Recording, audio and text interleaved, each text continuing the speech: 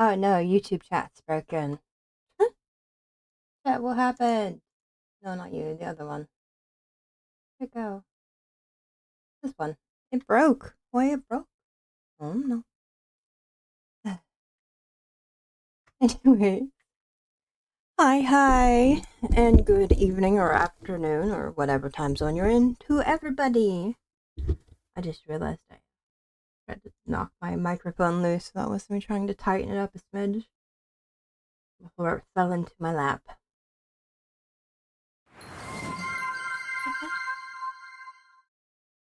Hi, cuties. Welcome in. Good to see you again. Thanks for the little sprinkle of magic. That was appreciated. Lizard. I know that. I know what that means. That's lizard.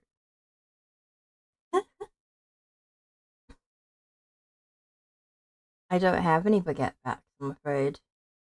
Oh, Seribot has baguette facts. Oh. Oh, ain't that fancy? Thanks you, Sari, all smart and knowing and wielding of the banhammer. If anyone was worthy of Thor's hammer, it is Seribot. My goat. I am running a smidge late, again. But in my defense, right when I was about to start, the postie showed up and had a delivery for me, so I was like, oh, well, I can't ignore the postie, so I'm gonna go make pleasantries with the postman. But it's really frustrating because it's a package from my mother that she specifically told me I am not allowed to open. She's not here. I wasn't going to open it anyway. But now that she's told me I can open it, I wanna. It's not there.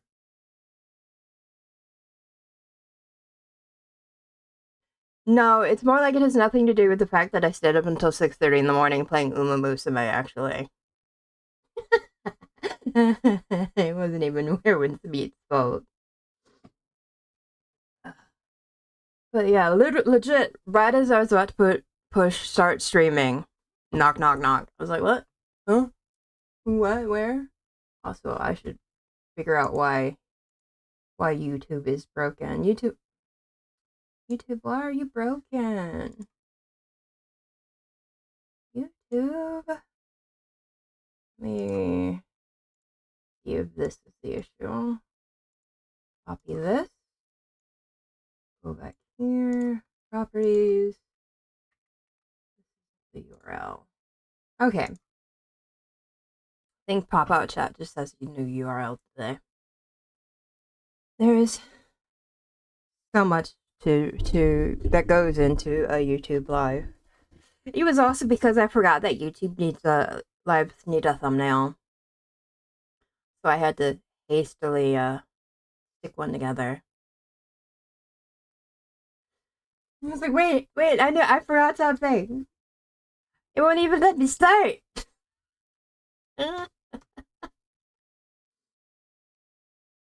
But yeah, I was still up at like 6:30 playing almost my. Even after I stopped playing Werewolf's Beat at like 4:30 because it's like it's late. I should start getting ready for bed. And then I did a rush hour run, and what else did I train last night? I don't remember. Might have been Super Creek again. So yeah, that's actually probably more what it is. I woke up at 4 when my sister left. Actually, no, it was like 4, almost 5. So more like 4:45. By the time I rolled out of bed and then remembered I needed to eat food, I started eating breakfast effectively at 5:30. Also, as I vanished, it's because I try to eat solid food and I'm not entirely positive it's going to stay in my stomach. In entire honesty there. So I vanished, that's why. But no, I'll be back because it's a common occurrence and not making a big fuss about it, but my stomach's feeling a smidge tetchy, so I could foresee some issues. Also, my sister was supposed to take my glasses into Boots today to get them fixed, since the nose pad snapped off yesterday, and she forgot. I'm making her do it tomorrow and feeling very mean about it. Being like, maybe I should just wait until Monday. It's like, I don't know.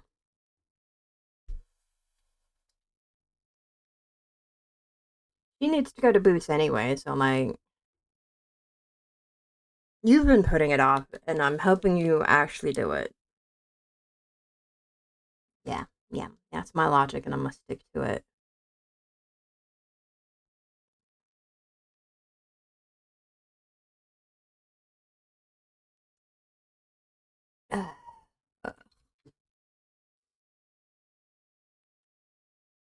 We do have a time limit today, so we will probably jump into game really soon. I don't mind pads, except for when they do things like snap off.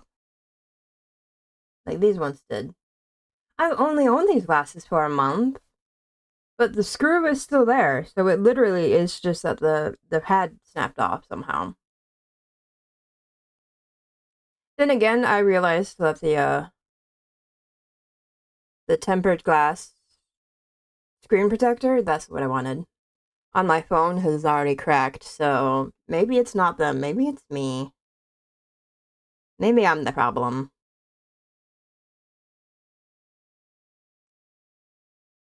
Right, I wanted a death thingy. Is this a game that warrants a death counter, Callum? Because I know you played it a bit.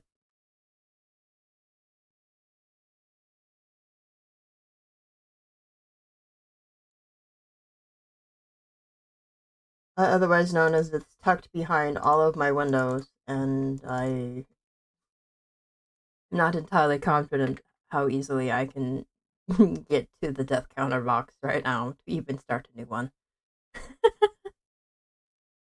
So it's like, is it a game that would merit a death counter? Because Long Live the Queen definitely merits a death counter, but I'm assuming Zorana's the same way.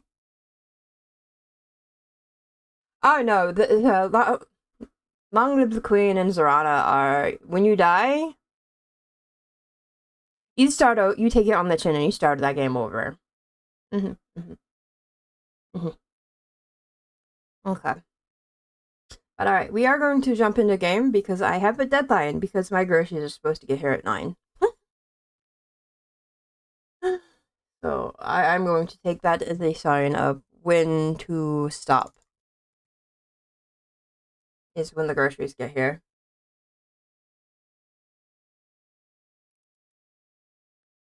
And, let's hope that I have it set up properly.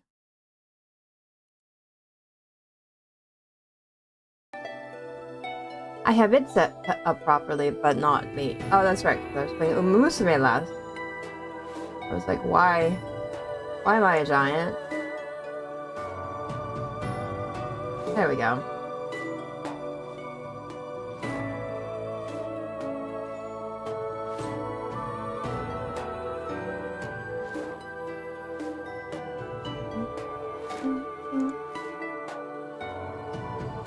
That in the loading screen for a bit earlier, and I was like, this is nice music, I like that.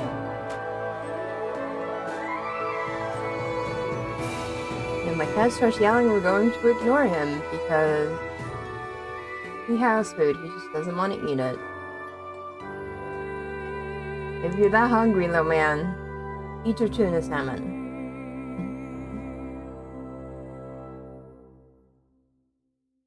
Alright.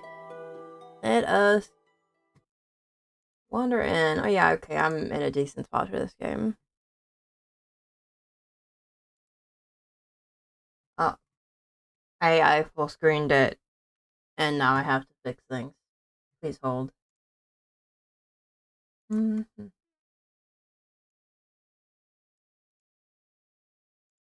Bam. Ah, fixed. Where'd the music go? Oh, there it is. Your mathematical drills made your head hurt. Your soup was served far too cold. and the heel of your favorite damson purple shoe snapped completely off on your way back to your room, making you stumble in front of your guards.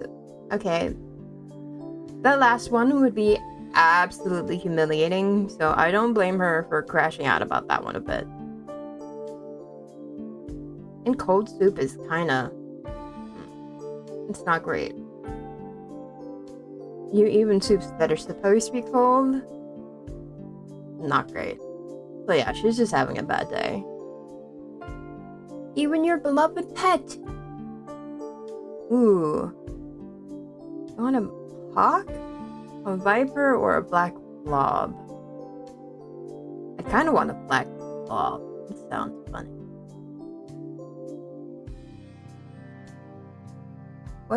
Is Gazpacho the pet? I've gotta go for the black blob. The black blob ignored us during feeding time? Rude. It's bad enough that you had to leave all your friends and be dragged up to this floating palace just because you're the heir now. What's the point of being an imperial princess if you can't have nice things? Mood. Your father, the emperor, rules over all of civilized space. How dare your shoe betray you? Well, you see... this is not helping you get to sleep. Relax, relax.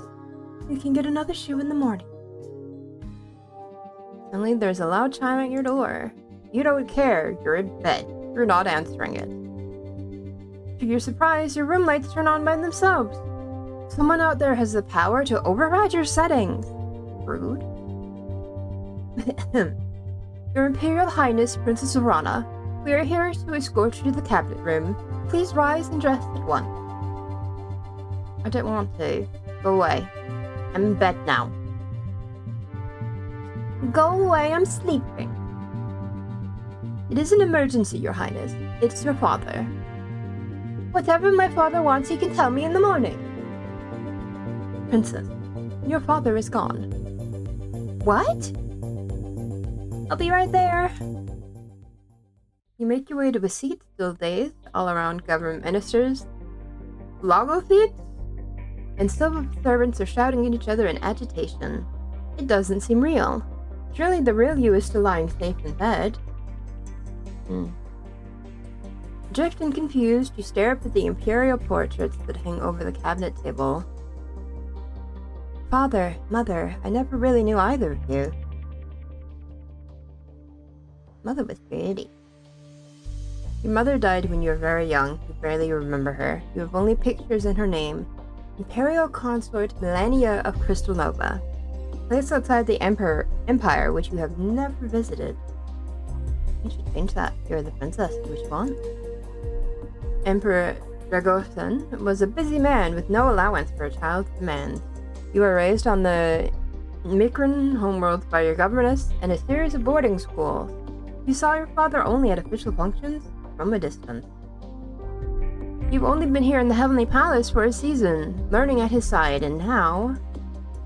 Speak one at a time or we cannot hear ourselves think. Mazarin, you are His Majesty's shadow, sworn to defend him at all times.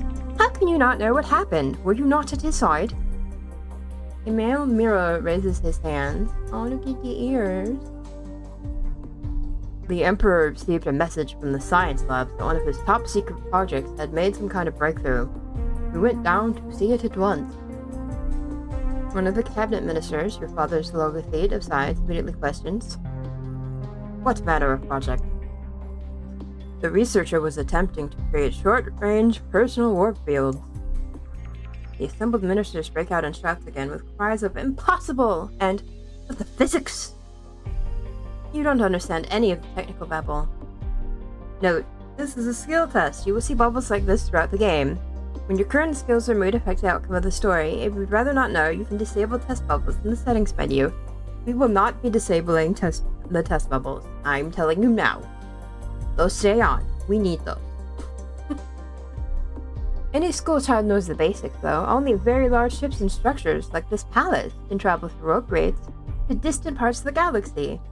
No single person can teleport from a bedroom to a boutique, even if it would be very convenient to avoid the crowds. We went to view the equipment and speak with a researcher. Dragosin sent me to another lab to check on some readings. He is my first loyalty. I obeyed without question. Then I heard the sound of an explosion. I returned to the lab to find that the equipment was destroyed, and the researcher and the Emperor had disappeared. But there were no bodies. No. Were there any records of what tests were run? What the machine was trying to do? Where it might have sent them? No. Everything was destroyed. You have tuna salmon, little man. Don't yell at me. Yeah, I'm talking to you. Say hello. Say hello. Good boy. Where's your tuna salmon? He meowed on command. That was great. What a good cat. No. Everything was destroyed. How can you know nothing? He doesn't answer. No bodies. Is it possible that the experiment worked and your father was transported somewhere in the palace? That he's just injured maybe, or unconscious? And that's why he's not here?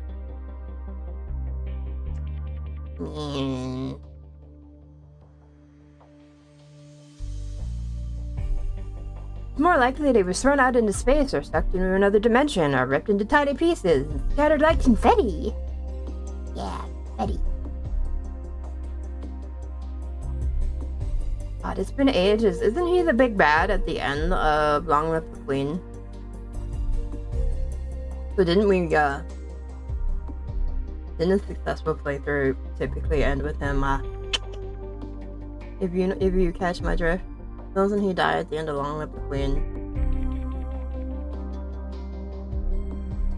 Maybe I should have replayed that.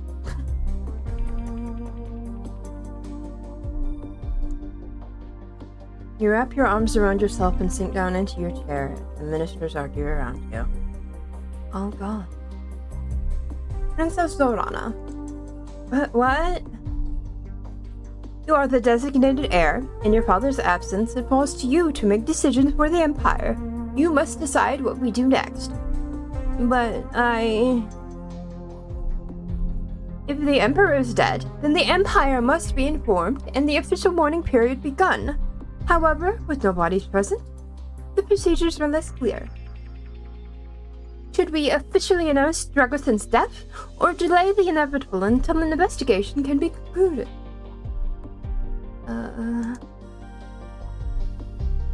We are going to delay. The middle of the night, no one's sure what's happened yet. Maybe there are clues we haven't seen. There could still be hope. There's no need to rush. Very well. The Celestial Ministry will organize a full investigation. There's a buzz of agreement and plans to sweep the entire palace for any clues to the Emperor's fate, with a special focus on the Science Division. We must also consider the possibility that this was not an accident. A tall woman leads forward. Oh, hello there. I mean, I am looking respectfully. Oh, you guys are kind of blocking the way. But here, look.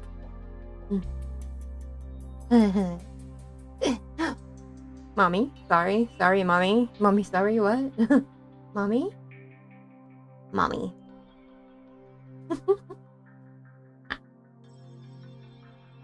Listen for the fact that YouTube's down there. I'd put you down there. Well, since YouTube has been quiet, for now you guys can go in the other corner. I will worry about that later.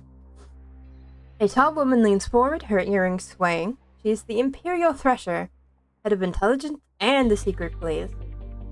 No, I was right. Mommy, sorry, mommy. Hello? You've never really spoken to her. Her reports to your father were always made in private. I'm not gonna say it. Nope.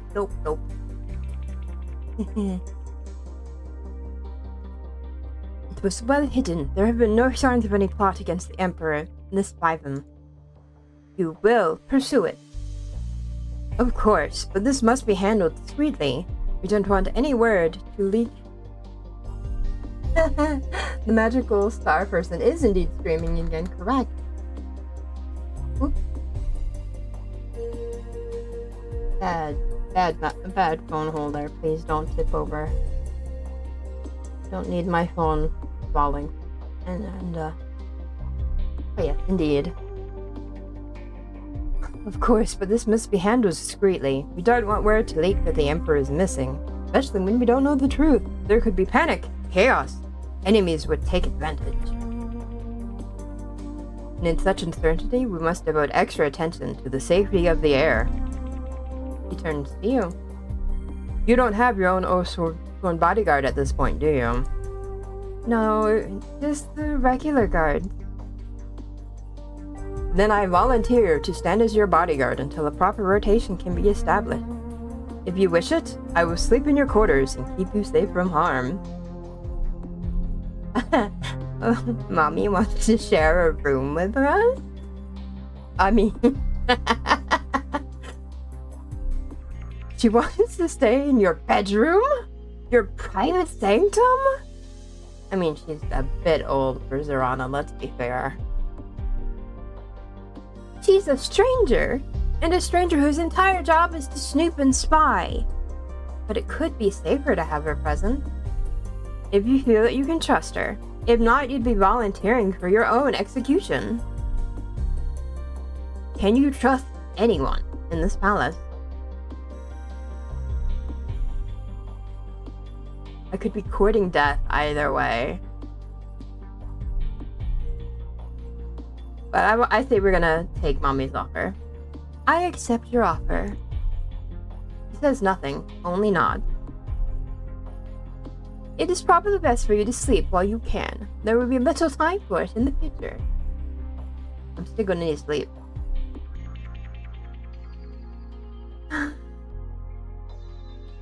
With the meeting broken up, you disperse into the hallway. How are you today, Sammy? You having a good day? My day, admittedly, has not been very long, but that's because I stayed up until almost 7 this morning. Okay, admittedly, Akabe woke me up at like 11 because he wanted breakfast. Or was it lunch? I don't even know what to call it. I fed him before I went to bed. So I had to feed Kabe, and then I didn't fall back to sleep until like 1-ish. So, you know. With the meeting broken up, you disperse into the hallway. Princess Zorana, I was bound by your father to give you a message in the event of his death. Yeah?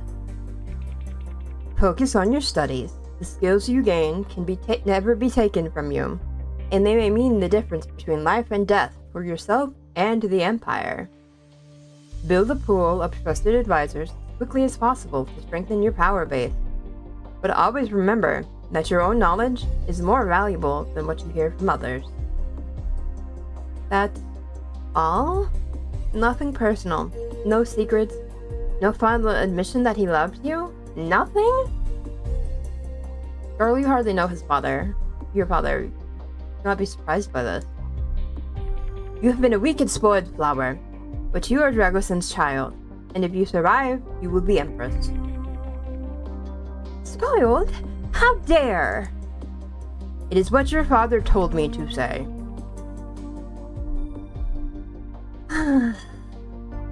Learn quickly. He walks away. Here you are, in complete control of your own life for the first time.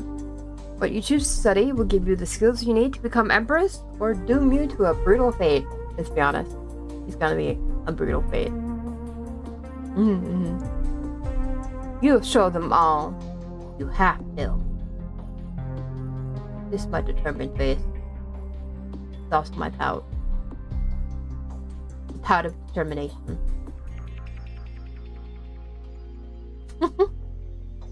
Once you've slept, you must choose your first set of classes and begin your journey. Yay!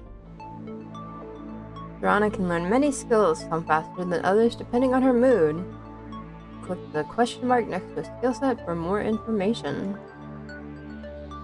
Okay, so with determined, we have a positive to body control, condition, and engineering,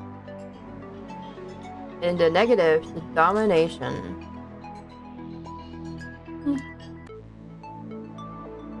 And I guess we can't do arts at all.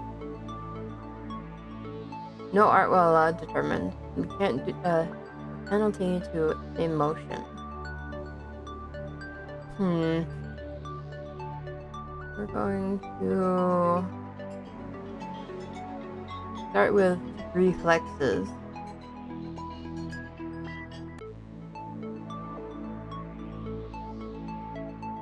And endurance.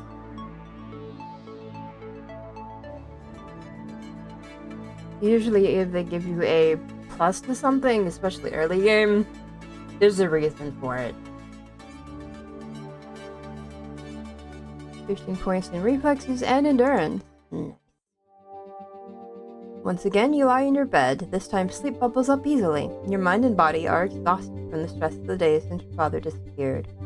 Only in sleep can you relax. Was there a noise? Did someone just fall over in your room? You're so tired. Something bumps against your bed. You hear a scuffle and a scream?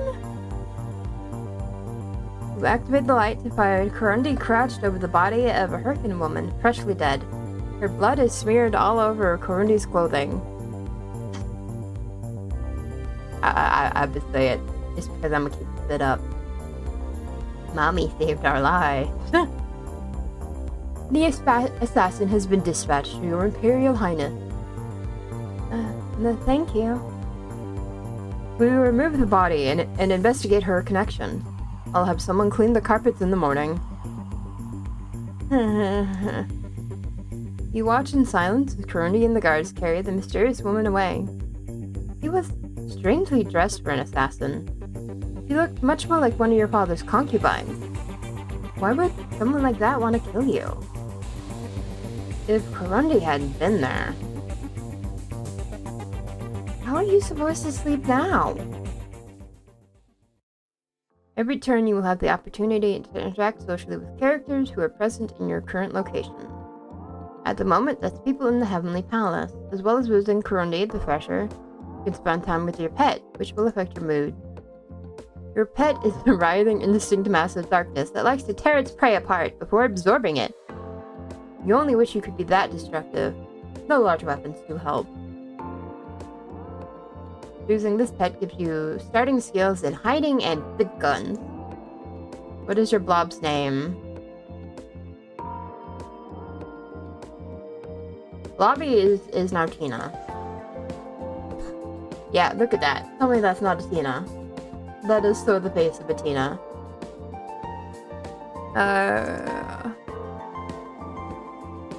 Blah blah blah. When you have actions you need to accomplish on another screen, the screen tab will be highlighted with the chevron. You can also return to that phase of the screen with escape. Okay, so cautious gives us negatives to combat and spaceship, and removes gunnery, but improves stealth, environment, and engineering. Some stealth might not be a bad play. But I don't think I want to change our mood, so we're not gonna visit Tina. Let's go visit Kurundi. You can close this dossier with the top button on the top right corner or the escape key. Kurundi. Gender female. Home sector Empire. Race American. Voting status not an elector. Opinion is Rana. NA. Imperial Thresher. Good day to you, Imperial Princess Rana. My agents are not aware of any current threats to your personal safety. Well, that's good at least. What did you find out about the woman who broke into my room? Who was she working for? Her name was Esmarai. She was a member of the Emperor's harem. According to my agents, she believed the Emperor was going to marry her and make her consort. His disappearance meant the end of her hopes. That may be what made her angry enough to try and kill you. How did she get into my private room? She obtained override codes somehow. We haven't been able to trace the vector. Ismarai was not a skilled hacker and not in contact with any known submersives. Wow. Subversive. Her only notable society connections were to Zolot, Lector of Kedro, but he wouldn't have had those codes either. Kedra, one of the twin worlds in Sector Mikra 1, where you grew up. We've met Zolot socially before. You don't know him very well. We have rekeyed all the systems, of course. However those codes leaked, they will no longer function. Well, whatever happened, it's dealt with now.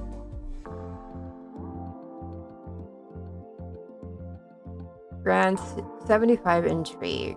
Okay. How about Mazarin here? Mazarin, male, home sector empire, race Miro, the Emperor's Shadow. Does not grant any skills, like then what's the point? Futina.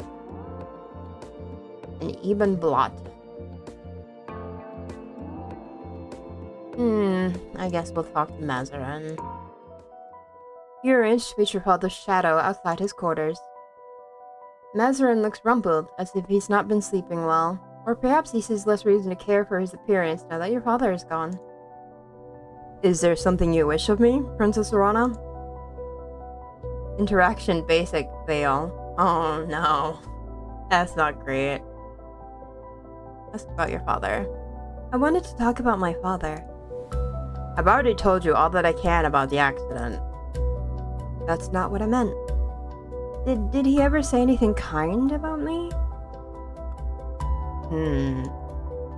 He didn't, did he? You were nothing to him. Just a failure, a substitute, The Emperor had only the highest of hopes for you. He believes that you are capable of greatness, that you can become a ruler more powerful than any the Empire has ever known. Oh. But you must find your own way. Perhaps if you win this election, you will make his spirit proud. Now, if you will excuse me, I have many preparations to make. Yes, of course. It was your father's shadow, not yours. His time has ended. You must go alone. You can choose an activity that will change your mood. How do you want to prepare for the turn to come?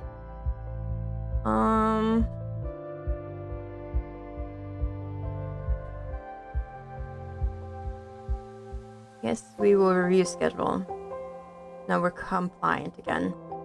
You visit all of the major palace departments, making sure you know what they and you need to do tomorrow. We were summoned again to the cabinet room, where the ministers are assembled. To our great sorrow, there have been no signs of Emperor Dragosen's survival in the Heavenly Palace or elsewhere. Please report on your investigations. Corindi stands. No subversive organizations have claimed credit. No unusual activity or celebrations. No sign that this incident has leaked outside of the palace itself, although that cannot last long. The missing researcher, a hero by the name of Three-Forked Lightning, was known for alternative practices and generally considered a crackpot by other scientists. Three-Forked Lightning was personally recruited by Emperor Dragosen to work on this secret war project, a project it could never have received by merit.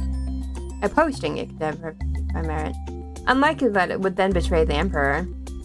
No enemies know that would go to such extremes for sabotage, no sign of suicidal inclination or other mental break. Personal records show only enthusiasm about the research. I leave it to you to explain the technical details. The head science minister coughed. We have tried to recreate Three-Forked Lightning's research, but key records are missing, possibly stored on the equipment that was destroyed. The only experiments we traced created unstable warp fields that immediately collapsed, destroying the targets in the process. Nothing suggests it would ever work. It was madness to try.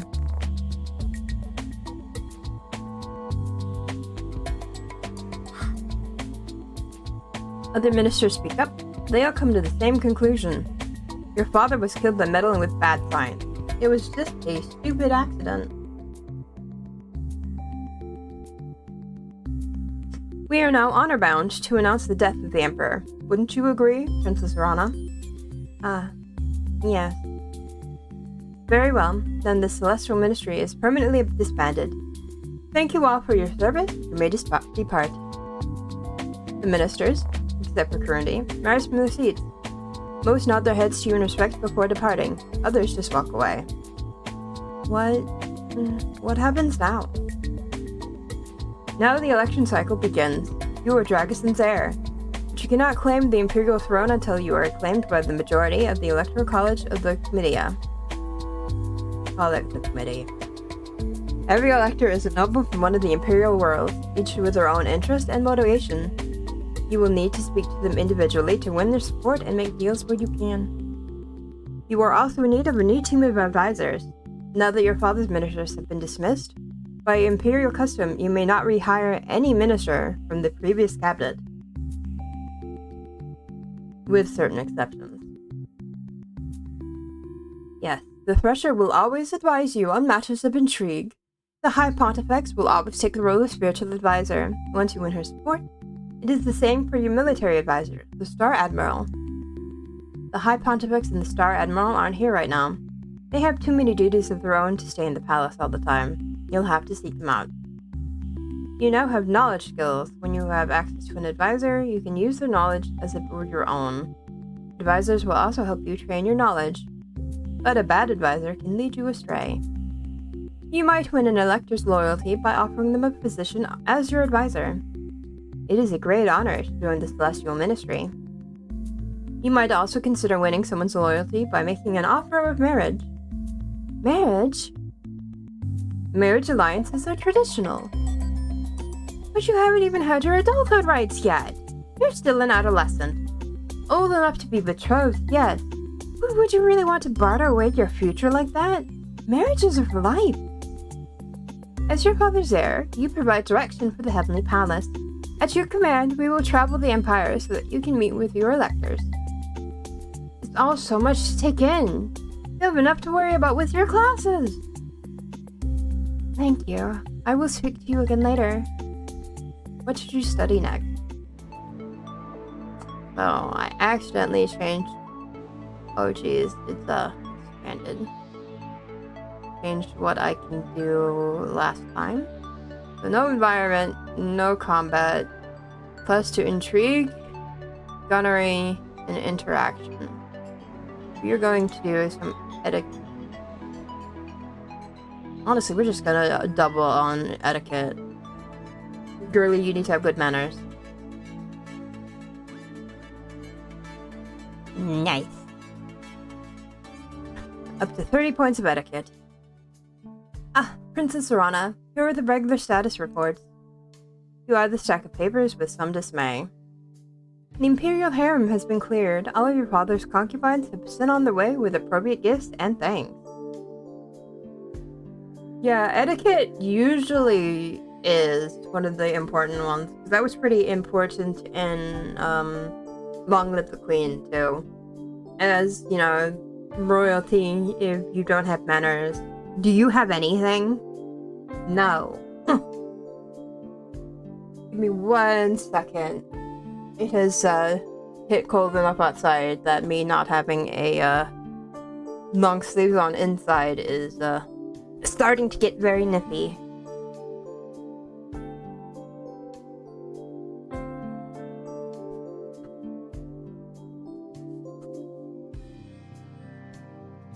I still have not turned my heating on, and I'm going to fight it as long as I can.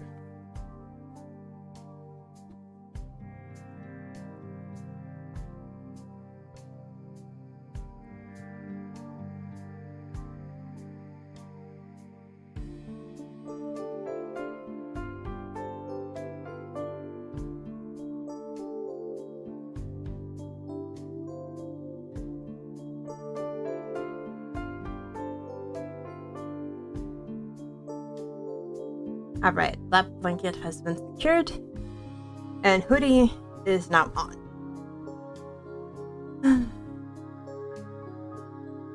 Some will no doubt wish to return for the official funeral, but for now it's safer to keep them away from the palace. We don't need any further disruptions. It's probably for the best. When is the official funeral? Certain ceremonies to bless the Emperor's past have been carried out already. The full state funeral will not take place until a new ruler holds the throne. Until then, the Empire is guided by his spirit. And this brings us to another issue, which requires your attention. Mazarin, your late father's shadow, has not yet carried out the ceremony to end his life as honor requires. It wasn't his fault. Ooh, so bureaucracy and imperial history would just failed. It wasn't his fault, it was an accident. There was nothing he could have done. That does not matter. The Emperor's shadow must follow him into death. Have you spoken to Mazarin? He has confined himself to his quarters, fasting and vigil. He claims that he is waiting for the Emperor's body to be found before holding the ceremony. Hard to catch your thread at your master's feet when the feet are missing. Was that supposed to be a joke? I mean, I was gonna take it literally, but I'm autistic, so what do I know? Mazarin's loyalty is not in question, but the Emperor's physical form may be forever beyond our reach. What are your commands, Your Highness? He can wait. I'm sure Mazarin would rest easier if we could find the Emperor's remains. Until we have final proof of the Emperor's fate or a new Emperor takes the throne, it is not a dishonor to wait. Very well then. You gather up the papers and hurry away to your room before you can be presented with any more problems. In your room, you check your messages and discover that you've got mail from some of your school friends. They send their condolences about your father's death. Of course, the news must be reaching across the Empire by now. It's been a season since you've seen any of your old friends, since your father called you away to the Heavenly Palace and named you heir in your brother's place. Where's your brother? And that's the bigger question. At school, your two dearest friends were Ksenia and Vasily. Ksenia loves gauzy dresses that blow in the wind and make her look like a dramatic heroine. She's fascinated by rumors of magic and alien powers, and knows more about your Novan heritage than you do. Ksenia was also a far better student than you were, especially when it came to computers. She loves finding out secrets and insists that the crystal she keeps by her keyboard gives her special hacking insights. She's enthusiastic, bubbly, and a bundle of energy. I like how she sounds already. Can we make her an advisor? I want her as an advisor. This is me tapping my credit card on the table. She's hired. Let's go. Vasily, on the other hand, is much more laid back. He's handsome, artistic, and prefers to charm his way out of situations rather than do any actual work. He's quite intelligent when he puts his mind to things, but he'd rather use that intelligence to have a good time. Touché. Vasily always had devoted fans following in his wake, and he was kind to all of them, but never seriously in love. As far as romance went, you had a crush on neither of them. Your bonds were about friendship, and that's more meaningful than some fleeting crush. Hear, hear. You really miss them. For now, though, your social interactions are limited to the palace.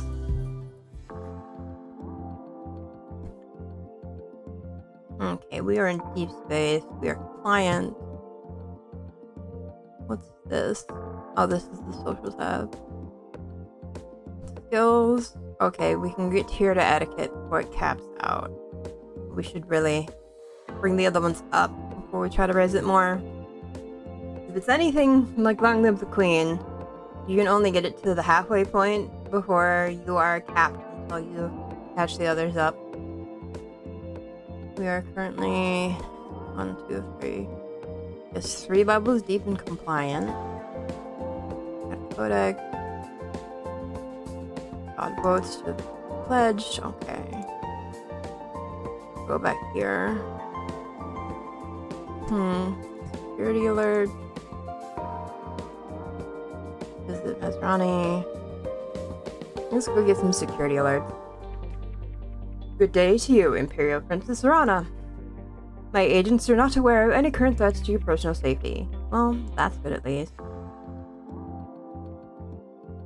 Guess we can go see Mazarin. You stop by Mazarin's quarters to try and speak with him. He won't open the door. Sidious said the Shadow is refusing to leave his quarters, and claimed he will not eat or sleep until your father's body is found. Perhaps he's hoping to meet his end that way. In any case, it appears he's not willing to meet with you. Okay. Relax by the pool or search for problems. I'm assuming I have to do one of them, yeah?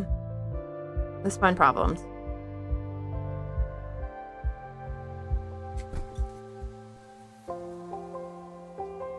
Well, it is the duty of a good leader to find and solve problems before they blow up into emergencies. You walk around the palace, checking in with different offices and looking for anything that needs to be set right. At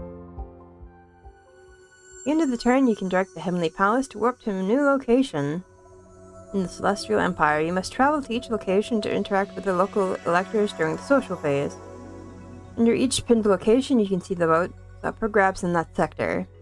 A white circle indicates an unassigned vote, a tick shows a vote supporting you, and an X shows a vote opposing you.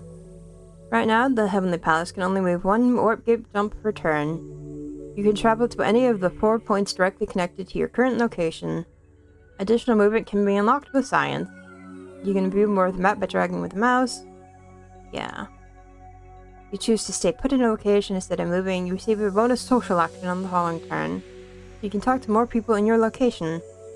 However, there aren't many people to talk to in Deep Space, so you should probably pick a new destination. Okay, so we've got Tharkas, Other Deep Space, Mirka 1, and Mirka 2. Okay.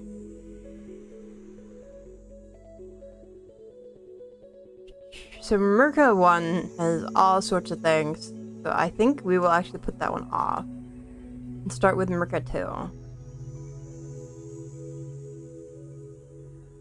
Gas giant Kier traces out a slow orbit in the cold depths of the Mirka system. Yeah, that works.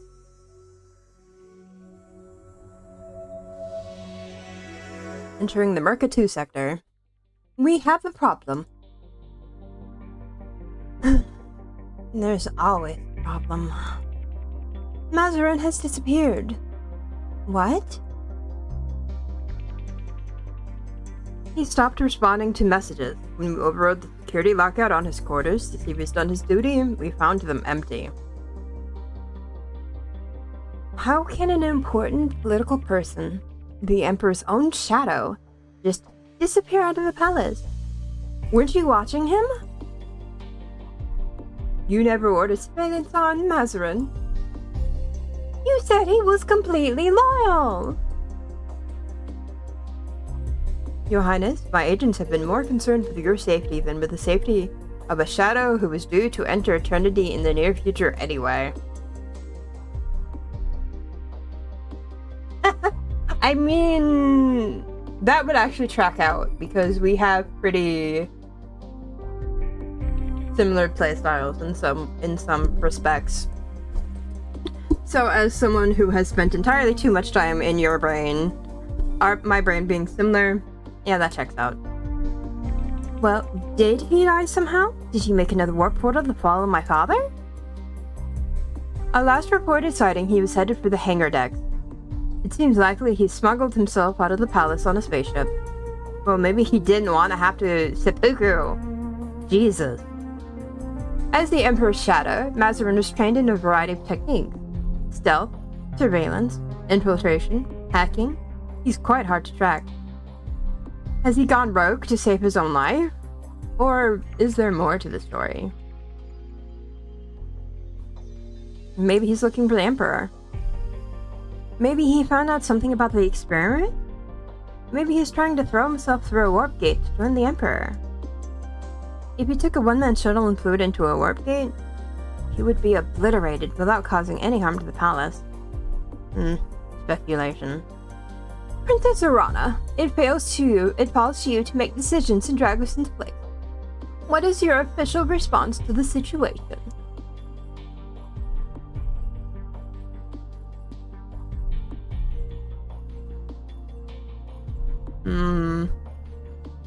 That is tempting.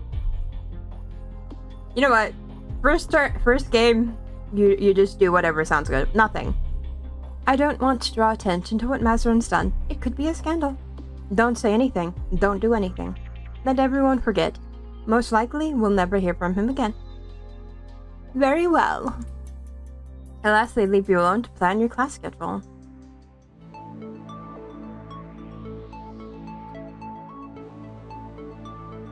Stealth, environment, and engineering. I'm gonna go here and here. 15 points of survival, 25 points up and hiding. There are more messages of sympathy waiting for you in your mail queue. These condolences are labeled from your Novan family. What family? You don't know anything about your mother's relatives on Crystal Nova. Since she died, they've never visited or reached out to you in any way as far as you know. They might have sent something for a funeral, but you were very young, and you don't remember the details.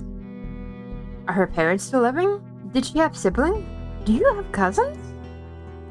You wonder for a moment, and then decide it doesn't matter. Crystal Nova is no part of your life. You are dedicated to the Celestial Empire. It's almost an insult that they would reach out to you now, considering. And then it hits you. This message isn't from an unknown cousin, it's from your brother. Prince Vashkot, your older brother. Like you, half American, half Novan. Unlike you, he held responsibility from a young age. He was named heir to the Empire upon his birth. He blazed a trail through the top scholariums and led his squadron in military service. Then he turned traitor, stole a fighter, and defected to Crystal Nova. Ex-Prince Vashkot has a warrant on his head if he ever dares to return to Imperial space. You haven't heard from him since. You miss him. Your ages and different upbringings mean that you weren't as close as some siblings, but he was still your brother.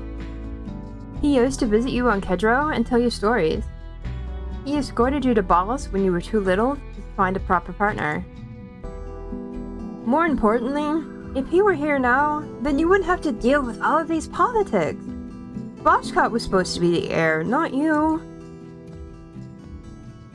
But he betrayed the Empire and ran away. You don't even know why. You don't have time to think about this now. You're an Imperial princess. You're busy. When you enter a new inhabited sector for the first time, that turn's social phrase will be a reception to allow you to meet the local elector. In the early days of American space exploration before the Celestial Star Empire was born, the first colony outside the Twin Worlds was built on Thijna, rocky moon of the untouchable gas giant Kier. It represented not only an exotic mineral resource, but also a gateway to the larger universe. Getaway. Woo, okay, burn. Political and technological developments over the centuries have relegated it to little more than a waypoint for galactic travel. The mining operation continues, but Thijna is no longer a thrilling frontier. Despite, or because of its proximity to the Twin World, it is very rare for Thijna to receive an imperial visit. Dignitaries from this locale usually make their way to Kedro or Andro for audiences. Thus, while Thijna rates only one elector, this reception is the dream of a lifetime for every minor official and regional business director headquartered on the moon. Invitations were in intense demand. Economics fail. It seems that half the guests wish to speak with you about some manner of investment opportunity. You have far more important things to do with your time. You turn them all away unheeded. There's only one guest at this reception, but a critical role to play in the near future. You scan the crowd, seeking. Your eyes fall upon a tall, willowy woman whose hair has a gleam of platinum. Makeup enhances the keenness of her gaze, making her age hard to guess, beyond adult. Her silk gown is colored like a cascade of flower petals. At her side is a middle-aged woman with a pleasant smile, wearing a dark-colored dress of more sophistication. Thin traceries of silver jewelry glint when they catch the light. This is Mirelle, Elector of Thijna. Your Imperial Highness, it is my greatest pleasure to welcome you here. May I introduce my wife, Bianji? You exchange pleasantries, and do not fail in your etiquette check. Have you visited Thijna before? You have, actually. but only as part of a school trip, an educational excursion to the old frontier. You're not sure that's what she'd want to hear. You're going to tell the truth. When I first entered secondary school, we went on an overnight trip to Sitges to visit the museum and see the original landing site. For many students, it was their first step among the stars, as it was for our people, long ago. Well said. The chime interrupts your conversation, signaling that the first of the scheduled speeches is about to begin. I look forward to speaking with you in more detail later, Your Imperial Highness. Please, call me if you have any needs. All of Sitges is at your service. Thank you. You can't tell how she feels about you. We failed empathy. Now that you've met the Elector of the region, you can contact her privately during future social phases in this sector. Rude, I wanted to see what her wife's dress looked like. They described it as cascading flower petals. That's not fair.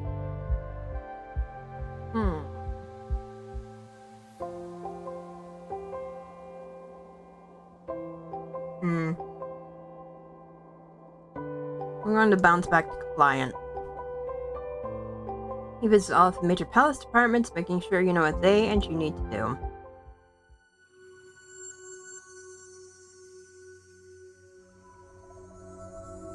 And we'll stay put. Your screen is chiming insistently. Someone on your contact list is trying to call you. Hello? Hello, Zorana. Oh, hello, Vasily. Xenia pushes her way into view. Zorana, we're here to support you in your hour of need. Well, we're not here yet. I mean, we're here. We're not here. But we could be if you want. Oh, I love her. What? What she's saying is that we would like to visit you in the Heavenly Palace, if that's not an imposition. You shouldn't be all alone at a time like this. And you shouldn't have to deal with entertaining us, or trying to look the right amount of sad if that's just more stress for you. However, if you would enjoy the distraction, and the hugs, and the chance to show off all your new stuff, then we will happily fly out to see you. Do you want to see your friends? They, at least, don't want anything politically from you. Probably. But you're still pretty overwhelmed with everything you need to manage here. Do you have time to play hostess? We should have a quiet visit. I would love to have you visit, but it may not be that exciting. Everything's in turmoil around here.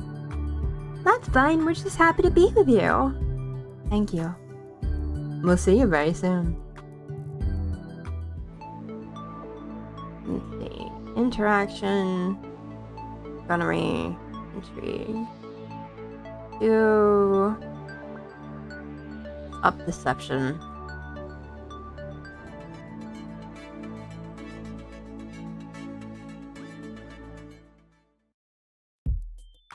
You eagerly await for your friends to depart. Zorana! She runs up and throws her arms around you in a hug of greeting. Vasily follows more sedately, not laying a hand on you in this very public environment. How are you? Have you been sleeping okay? You look tired. What have they done to you? She fusses over your hair while you try to explain about the election and the need to assemble a team of advisors. That must be very difficult, putting your fate in the hands of strangers you can't trust. Yeah. Hey! That's a marvelous idea! What is? We could be your advisors. I know a lot about other galactic cultures, and Vasily knows all about art and stuff. And then you'd have people on your team that you trusted. Also, if you appoint us to your cabinet, then we'd be assigned quarters in the palace, and we could stay here longer. Otherwise, we could only visit for a Tresson. I don't know. Don't decide anything right away. We would be happy to help, even if it's only for a little while. But you have many responsibilities. If you want to make those plans, we can talk later. There's something about Vasily's eyes that makes me not trust him. He definitely has that, like, cliche lecture look kind of thing. That kind of puts my guard up.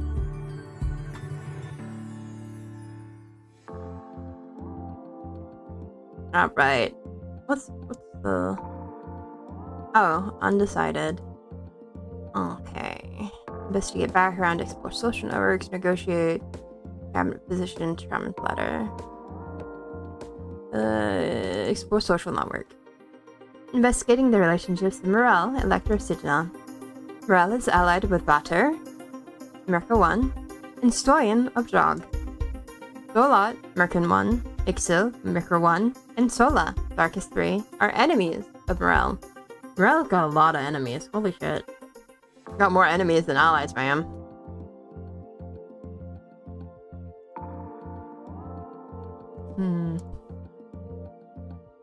Upper cabinet lesson, computer lesson.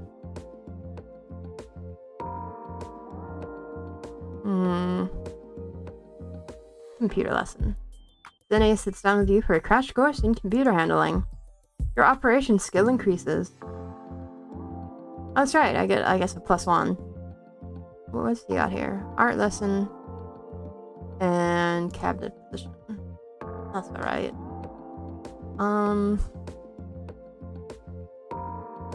I completely missed how long a thingy was.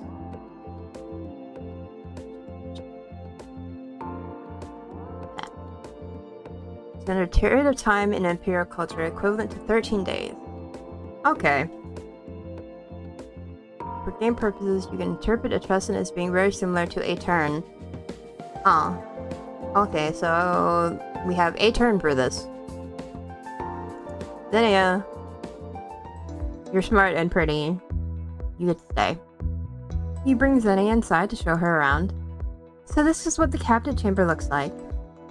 Somehow, I thought the walls would be more dark and mysterious. Are you sure you want to join? To be seated at the heart of all your secret government deals?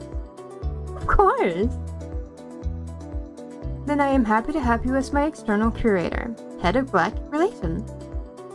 She squeaks with joy and kisses you on the cheek.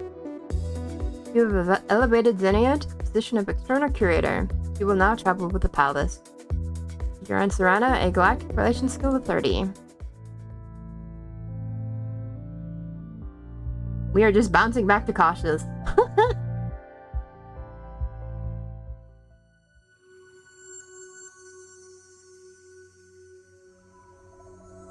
Guess what? I'm still not leaving.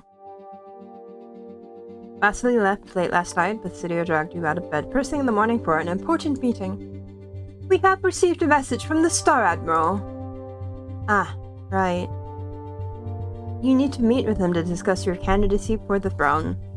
He doesn't have an official electoral vote, but as the head of the Imperial military, his support, or lack of it, will affect how others see you. He reports that an Iskvatel has been sighted far past the Drog system. In unaffiliated space. Ah, thank you, Zenea. Iskvatel are something like a giant space moth. They cluster around stars to feed, blocking out the light. A swarm of them plunged the Novan homeworld into an ice age, nearly wiping out their civilization. It was a long time ago, but it's hard to forget. Unfortunately, as space-dwelling organisms, they're impervious to most damage and nearly impossible to kill. The creature is not currently on a direct course for Imperial space, but the movement patterns are unpredictable. It could approach Drog. It's a single Iskvatel, and the Drog system has no planets to threaten. The danger is not high. Admiral Yakao waits your instruction. What do you want the Admiral and his flagships to do? Come meet me. I wish to speak with the Star Admiral personally. Tell him to return to the palace. Very well.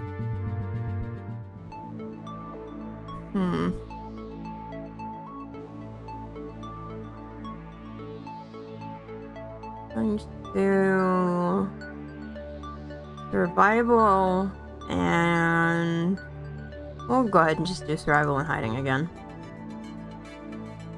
30 points of survival, 40 points of hiding, thanks to the bonus from our pet. Let's go see Zenea. Oh, well, nothing I want there. Tree alerts, we don't need those. Investigate background.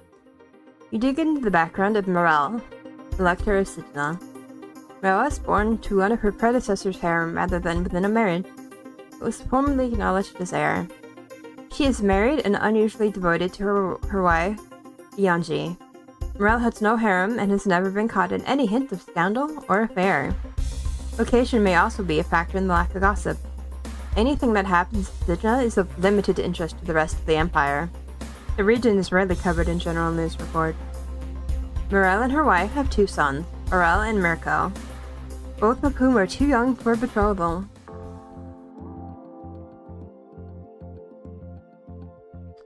I don't think I particularly have any charm or flattery yet. We have 30 etiquette, no empathy. We have some deception, but I don't know if it's enough to try charm and flattery. Do it anyway. You engage Morel in private conversation and attempt to charm her with your personal appeal. Oh, it's a lure! Is that what people are wearing now? I haven't kept up with the latest fashions. Somehow, her lack of interest makes you feel very young. You can't tell how she feels about you. Touché. I don't remember seeing a lure. Environment. I don't even see that as a thing! Oh, it's down here in emotion. Empathy and allure. Come on. I doubt negotiating's gonna help much. You ready for a private conversation? I need the support of my electors in order to formally become Empress. Will you pledge your loyalty to me? Well, as you know, Your Imperial Highness, we rarely see important guests from the rest of the Empire. Not here. Your royal progress, preparing for election, is the excitement of a lifetime for us. My youngest won't remember any of this, but for my oldest boy, this is a chance to create a magical memory. I don't understand. In exchange for my support in the election, I wish for you to spend some quality time with my son. Impress him. You want me to babysit. Mirko is a child, but he will someday be a member of the Imperial Comitia. You might find it a benefit to command his fond personal affection as well as his loyalty. It's a very simple request in exchange for my vote. Consider it my gift to you. It does sound simple, at least on the surface. Entertaining a little boy is not a quest of great danger and difficulty. On the other hand, children are fickle. If you're reliant on his approval, who knows what it might take to win him over. Still, that is the quest his mother has said. It seems fair. You can't tell how she feels about you. Quest, adventures, and babysitting. Back to compliant we go. Obviously, we've got to stay put. We have to babysit. Your Imperial Highness, a request for aid has been sent to the Heavenly Palace by your embassy in Tutuk space. Thank you again, Xenia. The Tutuk are a physically menacing species who originate on a high-gravity homeworld. They are large and strong, with dark blue skin, horned heads, and long tails which they can use like whips. They don't often visit Imperial space, but they do a great deal of trade through the Tharkan sector. They have apprehended a Tharkan merchant, a citizen of Svargas, and are holding him on charges of smuggling recreational drugs through their space, without paying the proper fees. Etiquette and economics fail. Deception and economics fail. The charges appear to be valid. The Tuk wish to sentence him to a lifetime of hard labor. The merchant is pleading for your intervention. Lifetime enslavement does seem like a harsh punishment for not paying taxes. Shouldn't he just have been fined? Galactic relations and economics fail. History fail. Bureaucracy fail. We're obviously nowhere near this situation. What can you actually do about it?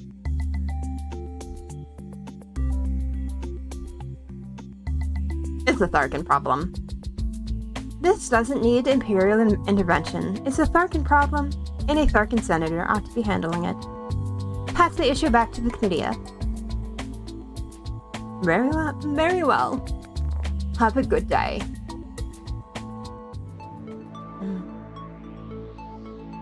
Okay, what, indulgent and social are how I need to get out of empathy, so I will go to the left next time. We'll do rhetoric today.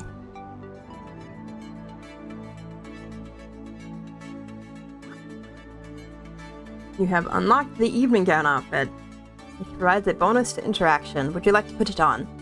Fuck yeah. Ooh, fancy. Okay, there's nothing to do here. How do I do the quest? I guess we just go here. I'm not sure we can do it, but we'll try. Be prepared to meet with Mirko, the eldest son of Mirel, Elector of Sidna. He's being specially brought to the palace for this visit. We weren't sure what to expect. Mirko looks to be about half your age and more than a head shorter than you. If he were standing up straight. Unfortunately, he's mostly staring at his feet. Maybe he's shy. Hello, Mirko. What would you like to do today? He shrugs, twisting his foot back and forth to leave a pale mark on your plush violet carpet. What might catch his interest? Could you entertain him? Maybe teach him something? Oh, we fail at all of these.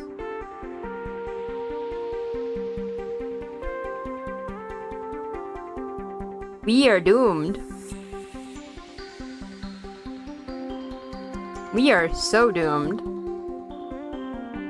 We are going to badly impress this little man.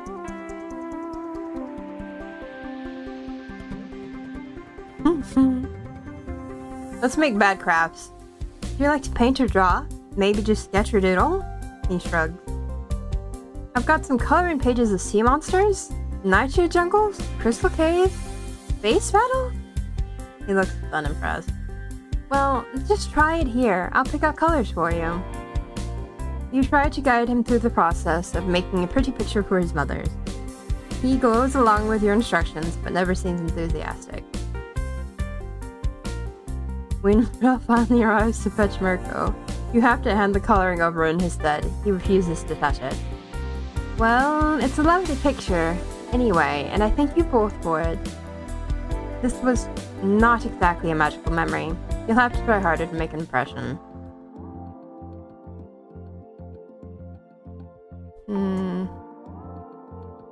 Let's visit Tina. Oh dear. You tear apart chunks of meat and throw them to the blot, watching them slowly dissolve in his bare-bone grasp.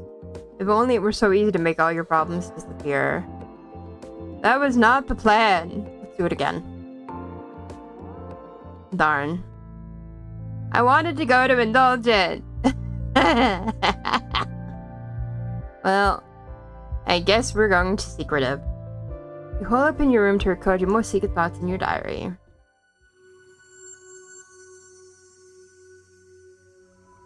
We got Mao over there, Tharkus over there. We'll come back to Mirko later.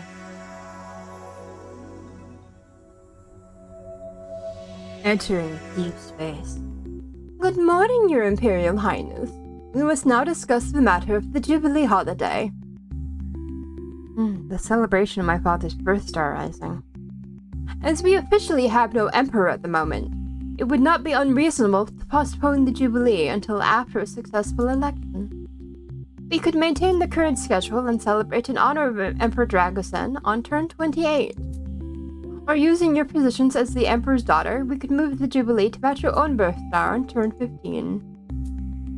Well, that could help cement my position as the next ruler in the eyes of the Empire. Or it might appear presumptuous of me. What are your commands? No Jubilee. The truth of the situation is that the throne stands empty. There is no Emperor, there is no Jubilee. I will make a note of it.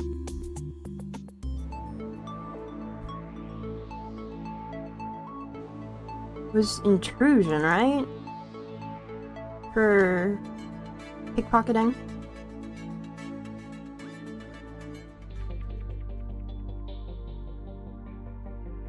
We have received a report from the Star Admiral.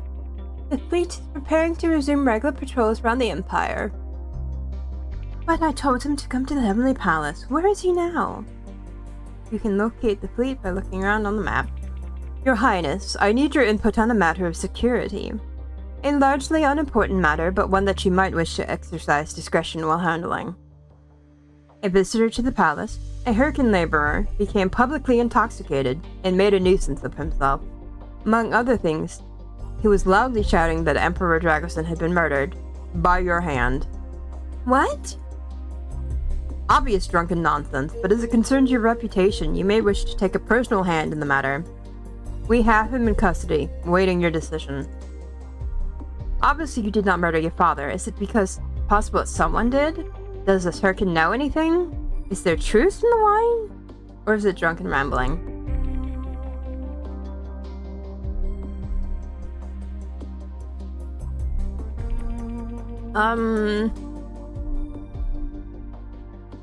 Slander. This is an insult to a member of the Imperial family. If I were Empress, he'd be executed for treason. Since I'm not, it's only a vicious slander. Run him through the system, teach him a lesson. Make sure he knows he was lucky to get off lightly. Very well.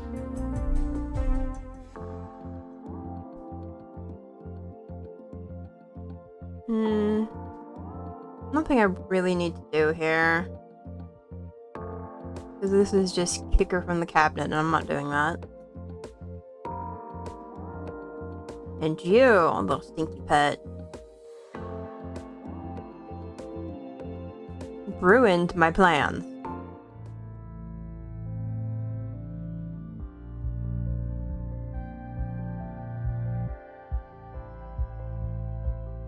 Oh, that's helpful. Okay. Arts, gunnery. Stealth body control spaceship. Conditioned body control and engineering. I am so far removed from everything I want. Just like here.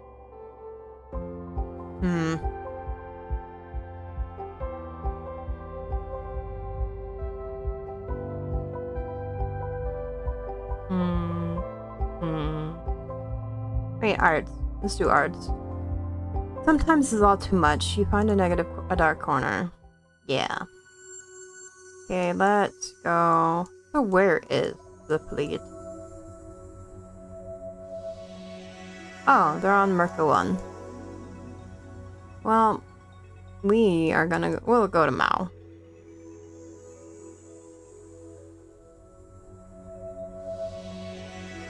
Entering the Mao sector. Princess, have you seen the latest news across the star feeds? I just got up. This concerns your father.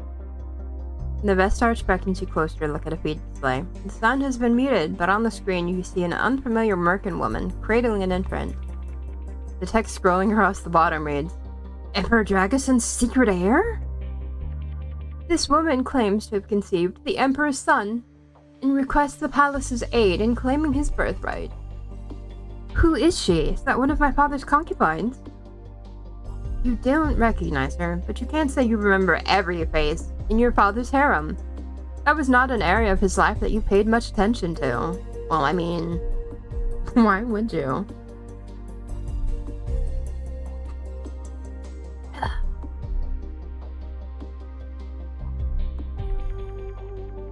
No, an unmarried woman of an unmarried woman of common family and middling income. She apparently came into contact with the Emperor during one of his visits to Andro. The child's genetics have not been verified. Even if her story is true, she's not a wife or a concubine. The child was never officially acknowledged. And it wasn't. Your father's will was so clear that he has no son now. So such a baby has no birthright to claim. Under Imperial law, family is a matter of contract and obligation, not genes. Many children are not genetically related to one or even both of their parents. Children can be conceived artificially. Genes can be edited before birth. If someone finds an unscrupulous doctor, genes can even be stolen. Creating a child with someone's genes without their permission is illegal, but it does happen. Especially with celebrities or other prominent figures. Your father was certainly prominent.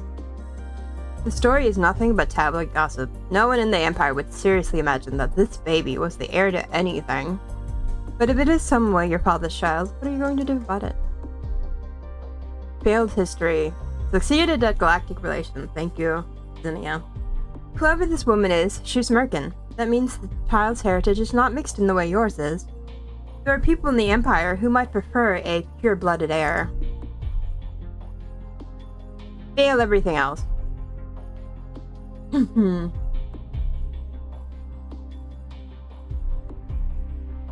I am not raising a child. It's nothing but sensational scandal chasing. Bad journalism. The baby doesn't matter. There might not even be a baby. How do we know that's not a doll she's holding? Ignore the whole thing. Very well.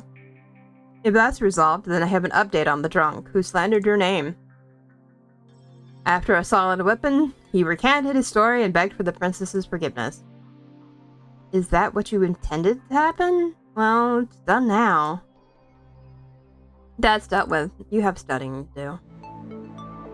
Alright, we are going to do...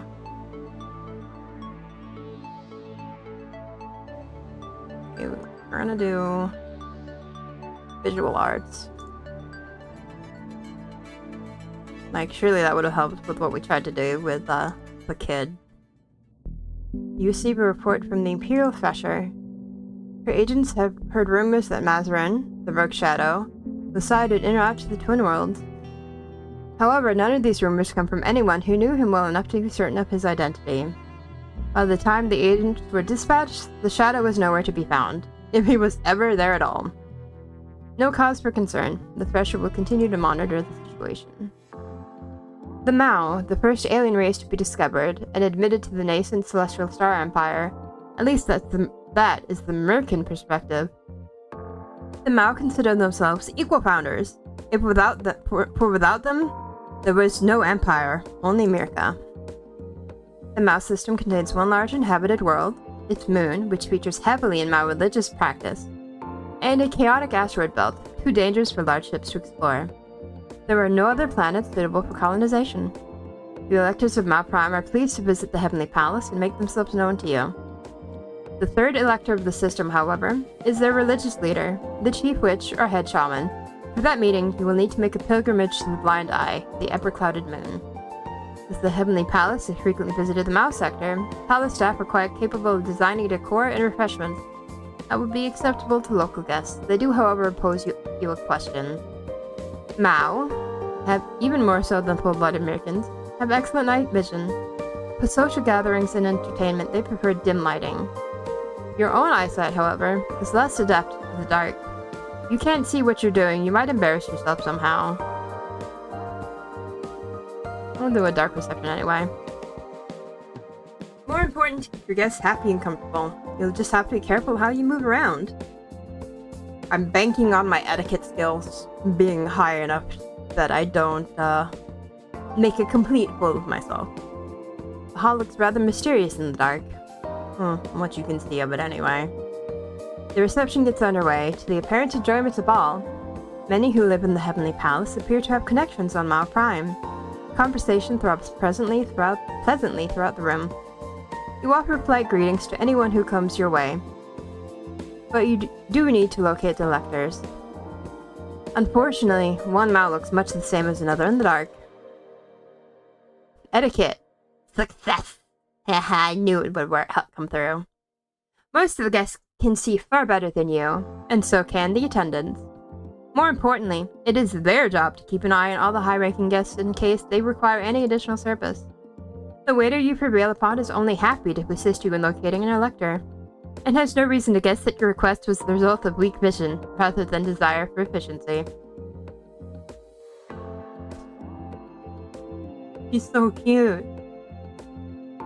Eriloti, elector of Mount Prime, is a mature woman, but the flesh of added 5Ms does not make her soft.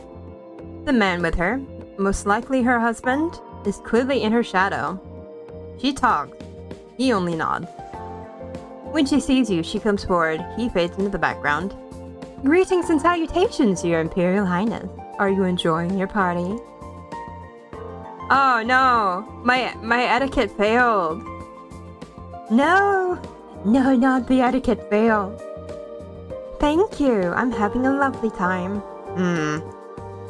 The Imperial family is always welcomed when they visit our sector in search of knowledge and enlightenment.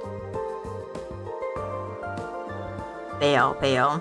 She thinks she wants to become one of your advisors. A reception like this would not be the appropriate time to make an official appointment.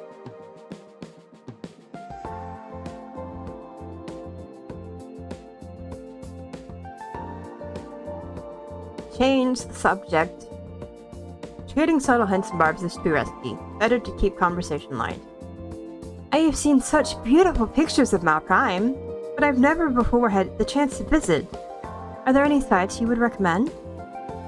I rarely have the time for sightseeing. She disapproves somehow, and does nothing please her. If you'll excuse me. She raises an empty glass to you, then turns in search of an attendant. I really need to learn empathy, holy shit.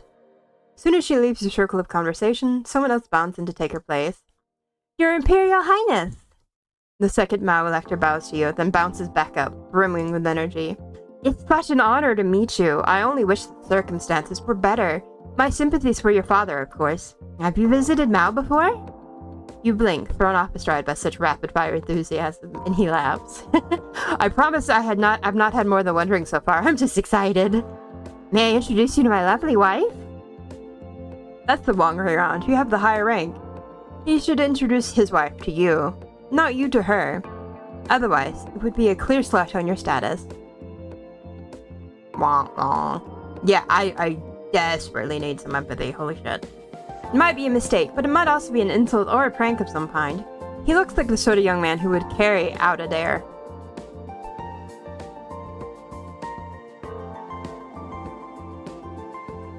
I mean, we already had one dude whipped on our behalf, so... You may introduce her to me. Right. Good. He doesn't seem to notice the correction.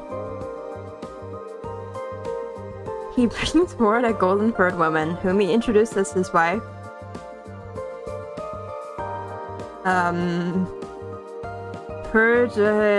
Dushali.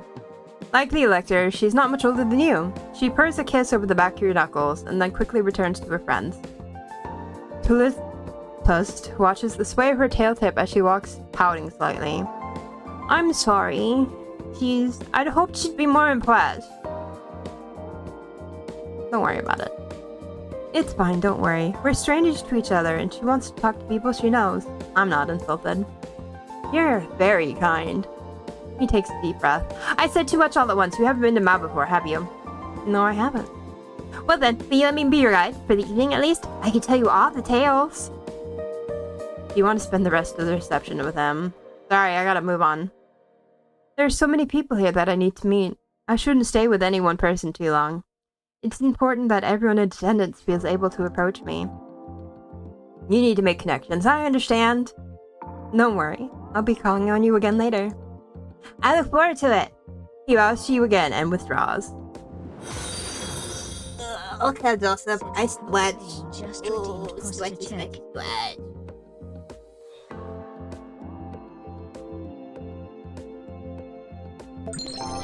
Thus, I did most of my physio before I went to bed at 6 o'clock this morning. Count as a physio check.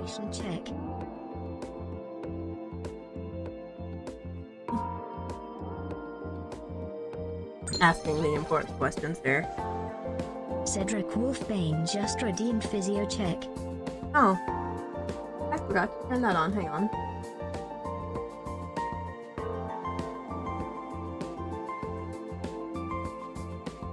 There we go. I was like, where'd my follower go?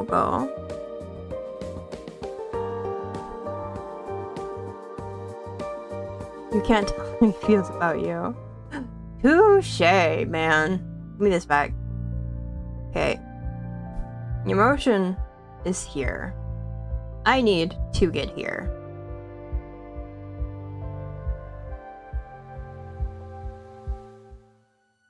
I will have that empathy. We're gonna stay on Mao.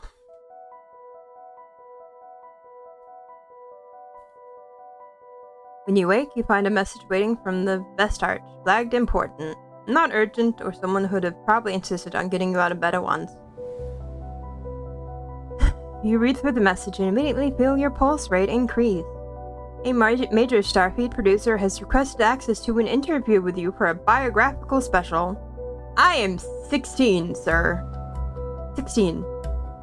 Biography about what? There. You can't afford to say no to this. It's a chance to make a positive impression across the entire Empire. This could shape the course of the election. Unfortunately, you don't have long to prepare. The reporter will arrive after the Stern's classes. Aw, bollocks. We need to be over here for that. Like here and here, and we're like you get so little for doing not +1. So I'm not doing it, but no, I'm sulking because this is not what I want. This is not what I'd planned. I'll take a couple points and we'll go for a sleight of hand this turn. It won't help, but maybe we'll use it later. No, I don't need stealth skills. I will fit check later. It's time for your big interview! Yay! Chop, chop, chop, chop. Okay. What impression do you want to give to the Empire? How do you want people to think of you? Oh, it doesn't matter. They're not gonna think we're any of these. Here, we've studied art. We've studied art, guys. It's all we've got. Does anyone really want to listen to a candidate's speeches? Your appearance will make a stronger impression than any words you could say. Unsurprisingly, we failed it.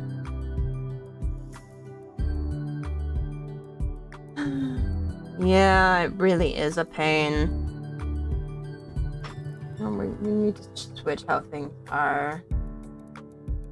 Could I have? I don't even remember what the option was now. I was like, let me move OBS slightly. Because, my phone was half blocking chat.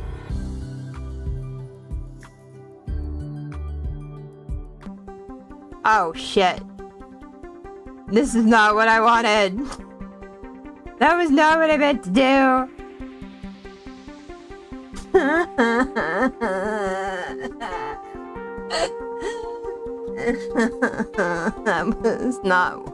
That was not my intention.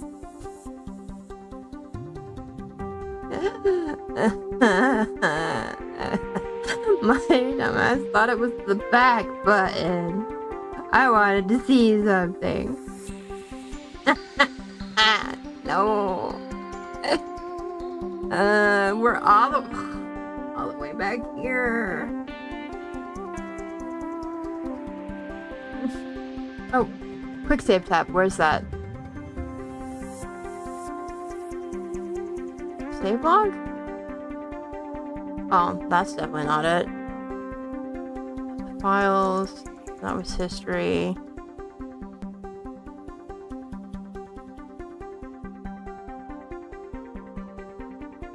Ah!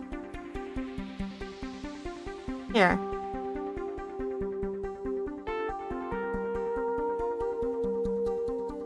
That's definitely not it. We want this one.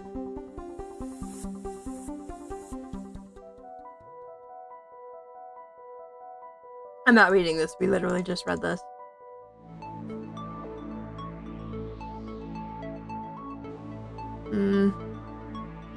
Yeah, I was like, that's the wrong way.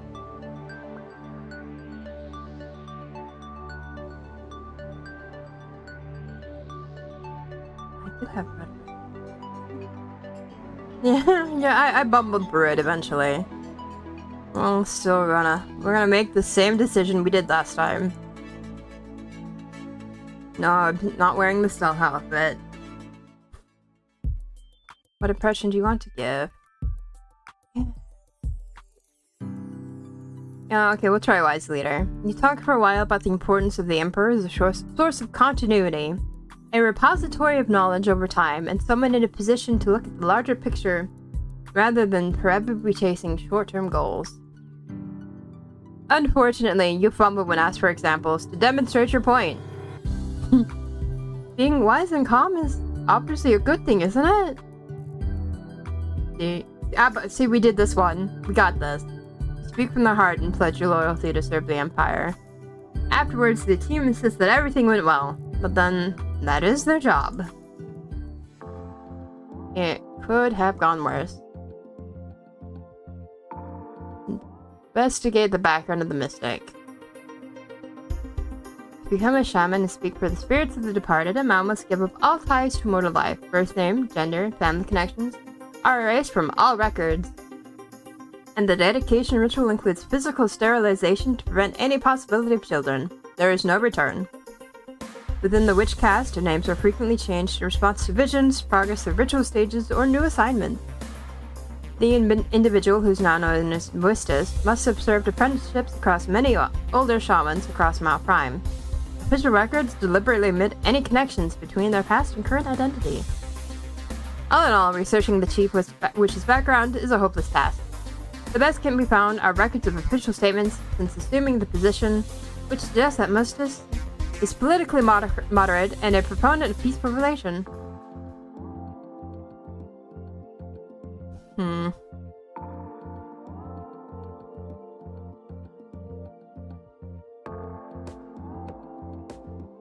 Let's check Mr. Excited Man. No alignment until Imperial History 30. Does not grant skills. Does he grant skill? No. What's the point of you guys then? Investigate his background. You dig into the background of Sollites, Elector of Mount Prime. Considered something of a young firecracker, he's only just become an elector, and not through inheritance. Widen OBS ever so slightly, there we go. The previous elector for the region died without a direct heir, and left the succession up to society vote. Sollites won through charisma, campaigning, and a high youth turnout.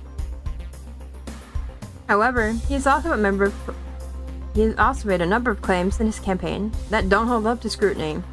He dropped out of the school he claimed to attend, only briefly volunteered with the military rather than being recruited out of them, and the business he started was a childhood mint bag stand. As an adolescent, Sollites was a thrill seeker who was repeatedly in minor trouble with the law. The worst incident, he was caught attempting to navigate the asteroid belt to steal sacred flowers from a planetoid only the shamans are allowed to set foot on. This could be a scandal if known. Sollites has never had any serious relationships other than his now wife, whom he appears to love dearly. She, however, has dated others and is reportedly in talks to secure her first official concubine. The process has been unusually dragged out. They have no children. We have unlocked the option for blackmail. Alright, let's investigate Erlotti while we're here.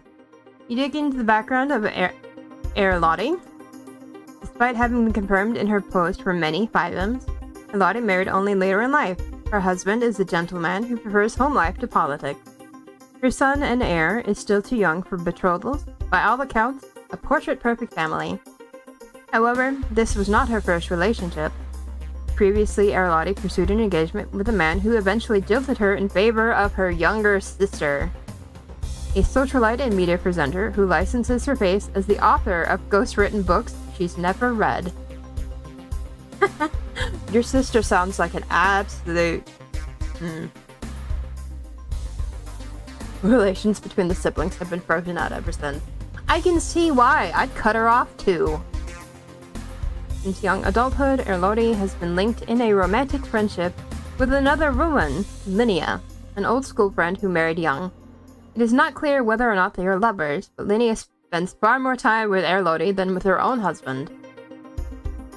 If it is an affair, it would be a mild embarrassment for all parties, since both women are married to others. Not, however, a world-shattering scandal. Back to compliant we go.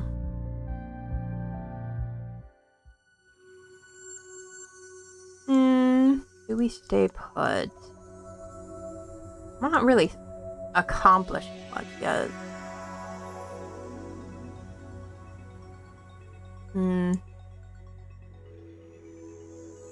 I don't actually think we'll accomplish anything by staying, so let's wander.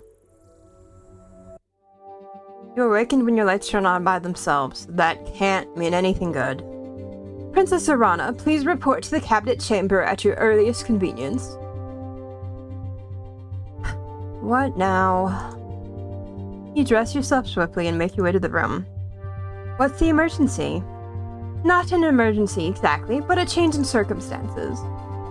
The Vestarch beckons you over to look at another star's new feed. You recognize the merchant on screen immediately. It's Lukumir, Elector of Kedro. Lukumir is a well-connected scion from a long line of politicians. The academy you attended until recently lay within the territory he represents. He was a frequent speaker at graduation ceremonies. Among the wider public, he has a reputation for being an affable toff, prone to minor gaffes, and sporting a mop of eternally unruly hair. Commoners think he's a bit of an idiot, but they think of him fondly. The Vestarch brings up the sound so you can hear him speaking. Descendant of the Empress Platina the Great, I formally announce my candidacy for the Celestial Throne. He is entering the election? It's more of a confirmation than the question. Of course that's what he's doing. You knew his family had imperial ties. You're distant cousins, multiple times over. Thanks to the interconnections of Mercan politics. Imperial blood. Oh, fuck! Now that you've said it, I can't unsee it. He does! Why would you curse me with this knowledge? He does look like Mercan Bobo! Curse you! Why? Tell him why! Like, why would you do this to me? Imperial blood isn't even a legal requirement to stand for election, although it certainly helps to gather support. You are your father's designated heir, but you're still young, and an untried girl. Lukumir is an adult with friends across the Empire. Is it possible he could defeat you? How...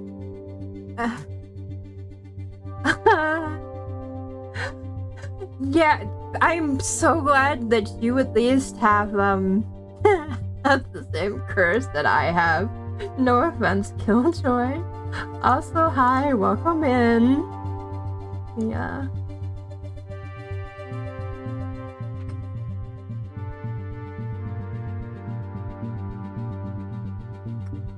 Give you a shout out. Hello there.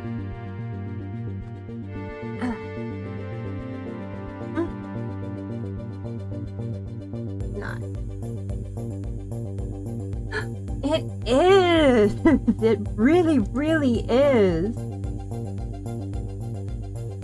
I remember seeing. Did I see your name? Was it? Okay, it was on Twitter. I was like, I recognize your name. I've seen you around before. Okay, go hi, welcome in. Welcome in. Though. Yeah. I just closed. Okay, I need to change my I need to change my shortcuts on BTube Studio because I just closed Chrome entirely. Duly noted. That is the shortcut that also closes things. Come back. I need that for notification.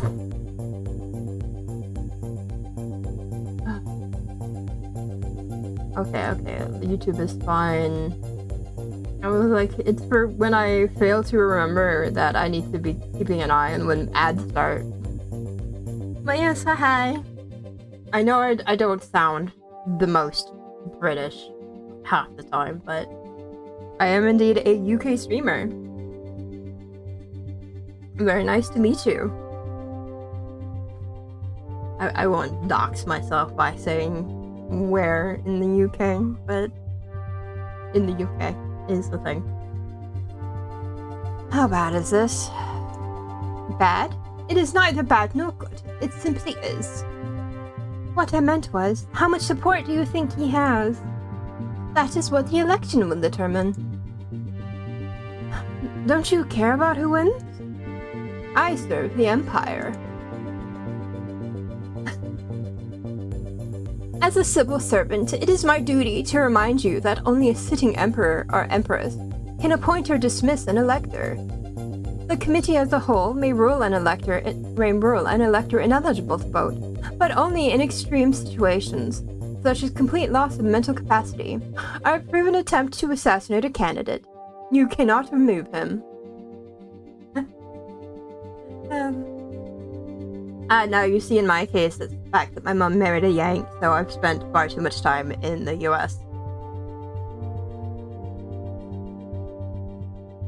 I've been back for many years now, and people are still like, so where are you really from?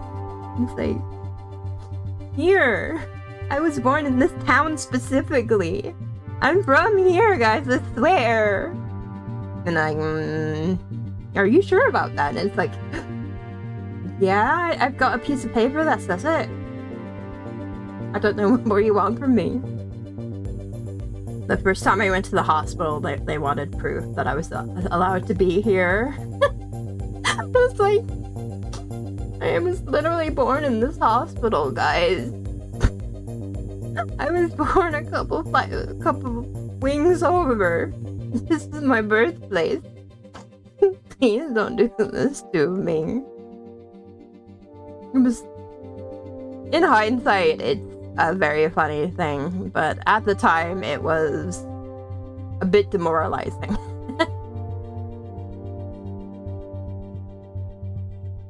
Wait, does that mean he gets to vote for himself? Yes.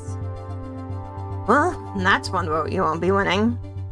You need to step up your game. If you consider binding pledges from electors to vote for you, they won't be able to support other candidates. No pressure. Well, we are going to move over here eventually, but for now, let's go 1 and 2. We'll start maxing out this sector. Right? Like, fam, I have an NI number. Okay? I promise. I promise that I've got all the details. I may or may not have stayed up until almost 7 o'clock in the morning playing Musume after staying up until almost 5 in the morning playing Wermin's Meat. That's how the day goes. So yeah, I stayed up until almost 7. I woke up at 11:30 because my cat insisted he was going to starve to death. And then I stayed up till about 2, and then I went back to bed, and then I woke up about 5. I'm an unemployed disabled streamer, so I don't have a sleep pattern. I sleep when I'm tired, and I don't sleep when I'm not. And if I sleep during the day, I sleep during the day, and if I sleep at night, I sleep during the night. It's kinda how it is. But yeah, I don't have sleep patterns, as Cedric and Lumpy here will attest. My pattern is not sleeping properly. But I think that's largely just a streamer thing in general. I think a lot of us are like that. Yes, little fur baby is currently curled up in a ball on my bed, fast asleep. Later he will be like, "Father, why are you asleep? I am awake. Why are you asleep, Father? Father, please, I require attention. Father, please. Father, Father. Father, please let me. But don't touch me for too long. I will fuss." To clarify, my mom is his mom, so I am the dad of the situation and the fun parent. You guys really are, though. But also, I stayed up until 7 playing Uma Musume without anybody else's influence. So, you guys didn't help with that one. That one was on me. I made that bad choice all on my lonesome. If anything, I'm a bad influence on your sleep schedule. American friends are absolutely the worst influence. When I used to play Final Fantasy XIV, I would run into that issue constantly because of the difference in the server time and my time. Okay. You return to your room to find an important message flashing. When you pull up the message, the sender's name appears to be a sequence of glyphs. How did this get past your filters? Are these symbols an abbreviation for an obscure department? There's a short video attached to the message. You open the file and freeze. The figures on your screen are your parents. Ooh, this is juicy.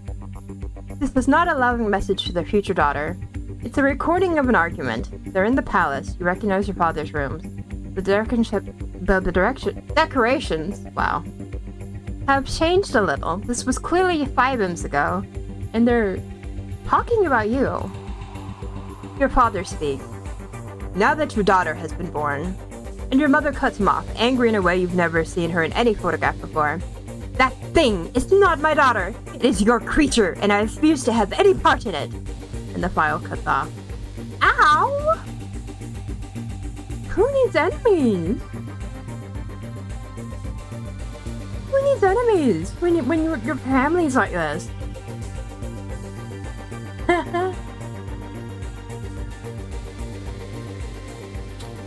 Who would send you? Yeah, who would send this? Maybe it's a misunderstanding. It's only a few moments out of context. Maybe they weren't talking about you at all. They were definitely talking about us. Maybe your mom hates you. What an awful... I was getting so close to where I wanted to be. And now we're back in negative again. This game hates me. What an odd thing to say about a baby. Why are you in them so early in the day? American friend, early? People who hang out in Limsa are suspect. I am more suspicious of people who hang out in Limsa than I am people who hang out in Balmung. Gotta be honest. I don't even know why. It's probably illogical, but there's just something about Limsa lurkers that... At least I know what people are up to on Crystal, okay? You're a child, which you obviously are. Legally, you're a child of the marriage. Biologically, your Merkin Novid heritage is written all over your skin. You are Melania's daughter. She called you a thing. Maybe she wasn't well at the time? Maybe it never happened. The video could be fake. Where did it even come from? You try to compose a reply, but it won't send. The system believes the address is malformed. Then how was it received in the first place? I don't... Can I see my skills? That's map. Mood. Log files. Stats. Operations. I don't think we have any points in operations yet.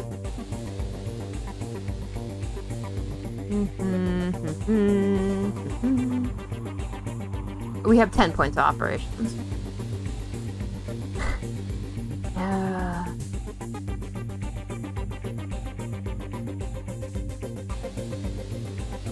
Yeah, Limsa can be very strange. I'm gonna send the Thresher after it. You summon the Thresher to personally investigate this strange message. Even forwarding it to her could damage some fragile clue. He needs to see it exactly as you saw it. No sign of the video being generated or edited. This appears to be an authentic conversation, or part of one. What this isn't is security footage. This was not recorded by any automated system in the palace. The recording was taken by someone else, who was present in the room at the time, standing at the Emperor's side. Why would the shadow send that to me? The most obvious suspect, yes, but it could have been anyone with intimate access. A concubine or a maidservant, it might have been that close. The screen fills with letters and symbols that you can't easily make sense of, but the Thresher frowns. This message was sent from somewhere within the palace, but on a time delay. It could have been set up traces in advance. I'll have to check the server to see if there are any access traces, but someone talented enough to bypass these systems would probably know enough to cover the tracks. Who would keep a fragment of a 5 months old recording and then hack a palace system to send it to you anonymously? Sounds like the sort of thing one of the Thresher's secret agents would get up to. As far as you can tell, Karanda doesn't know who sent the message. Empathy, AO. Trace the sender. Find out anything you can. Of course. Have you received any other suspicious correspondence? There was that strange encounter you had with Mazarin before he disappeared, the one where he wanted to give you a message from your father? You'd rather not tell the Thresher that the Emperor, your father, calls you weak and spoiled? No. Still, we must be cautious. Call on me at any time if you have concerns. Right. Bless, my mood changed. Thank God.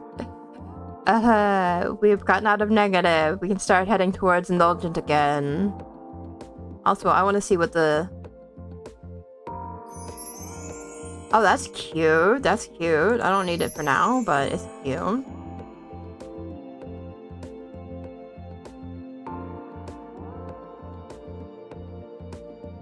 Fashion is important to everything, okay?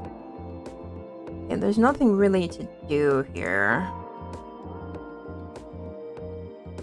Just end social turn. Ugh. The Elector of Kedro has pledged his vote to Lukomir. Oh. Well, that's not the best news we could have received. Okay, so that's Northern Merca. We're gonna head to Tharkus.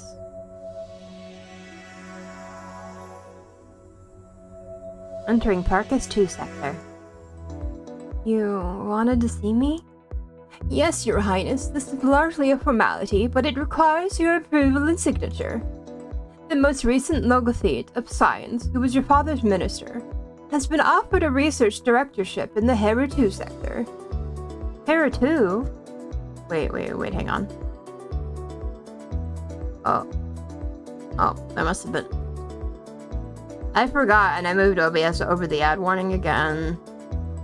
And because I'm using combined chat to see it myself, I'm not getting ad notices in OBS. Yes, my bad.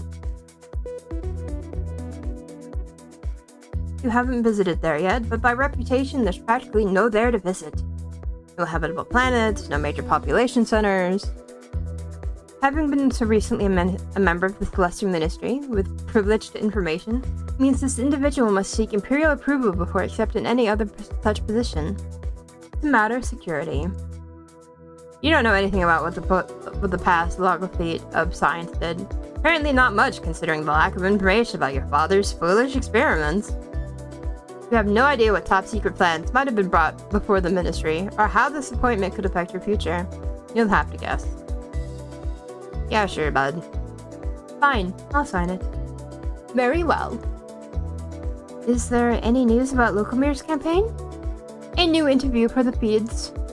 You peer at the screen where you see video footage of Lukomir answering questions from reporters while making a visit to a historical castle on the Twin World. It is. I'm using... what is this? Atrium? Something like that. Atrium, Altium. The A1. This is only my second time using it, so it's still, kind of an adjustment period.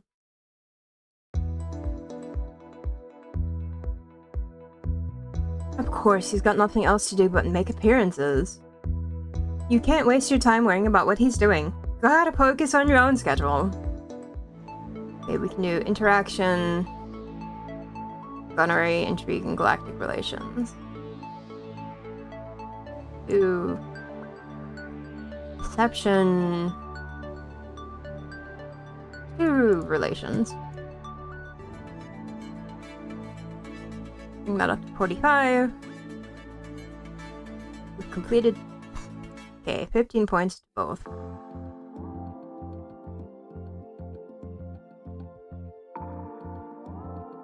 I mean, I actually have the option to have that as a dock. I just didn't think I'd need it.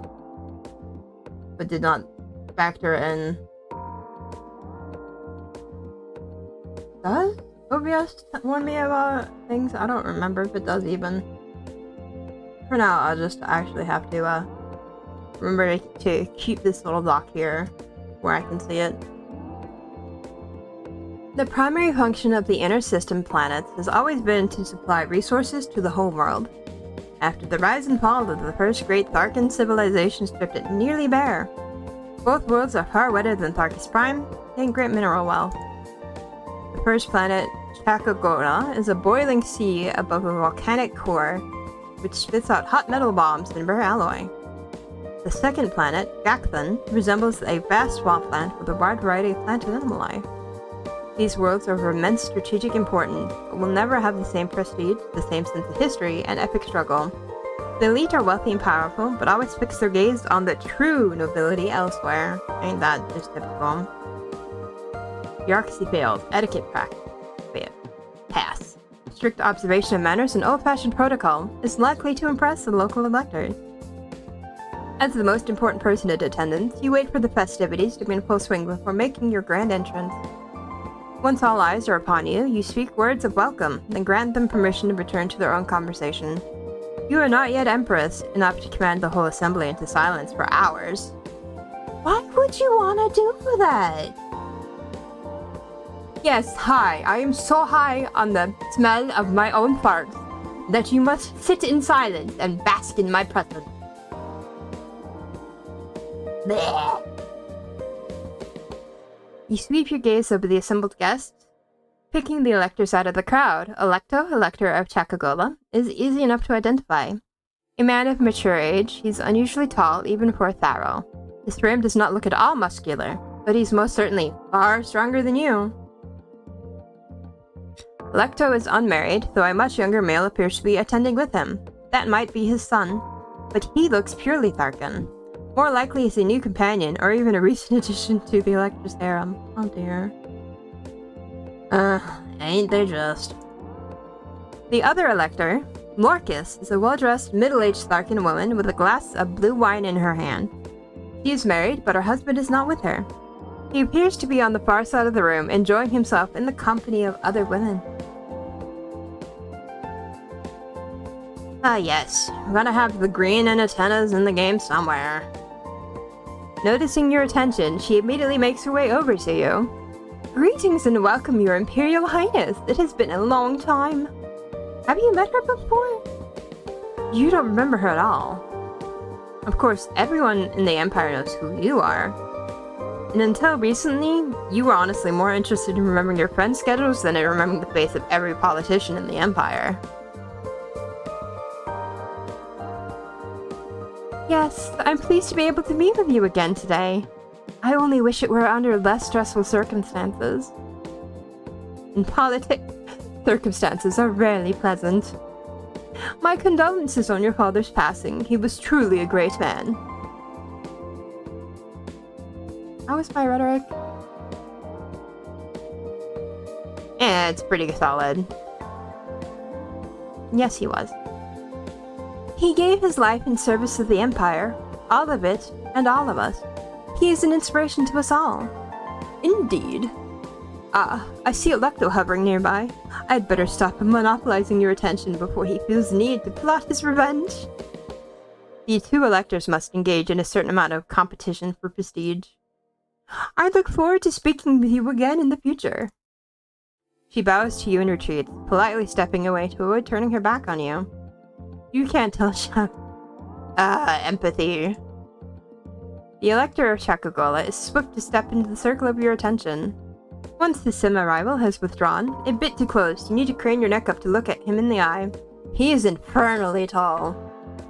Okay, we'll look up at you. Up. Uncomfortable, you take a small step backwards. His shaggy green face looks pinched in, as if he's bitten into something unpleasant. Perhaps it's a sign of his age, for his low rumbling voice sounds polite enough. Your Honor, the Tharkan system with your presence, Your Imperial Highness. It's my pleasure to be here. The younger man who was with the Elector earlier is no longer in evidence. He didn't bring his companion over to be introduced? Does that mean something? Truly, it was a day of great sorrow when your father left us. There's a hint of disapproval in that statement. A sad day because it meant you would inherit? What would he know? He's never even met you before. And you doubt he was any sort of confidant of your father's. Or was he?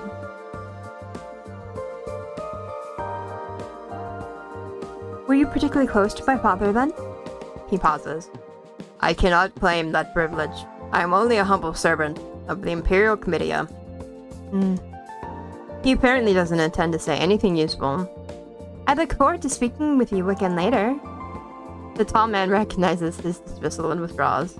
You can't tell how he feels about you. You take a deep breath, restoring your calm. There are still hours of social interaction left ahead of you. As you turn in search of other dignitaries, you briefly meet the gaze of the young Tharkan man who stood once again by Electo's side.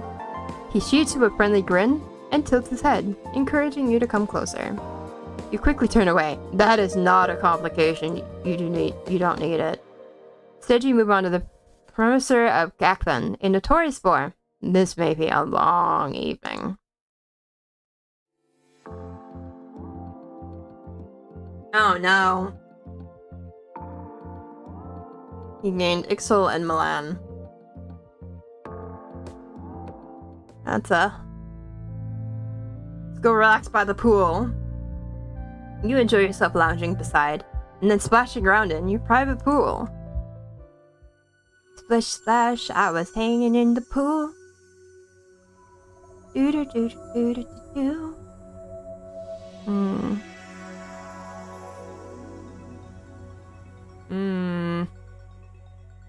Might as well stay put.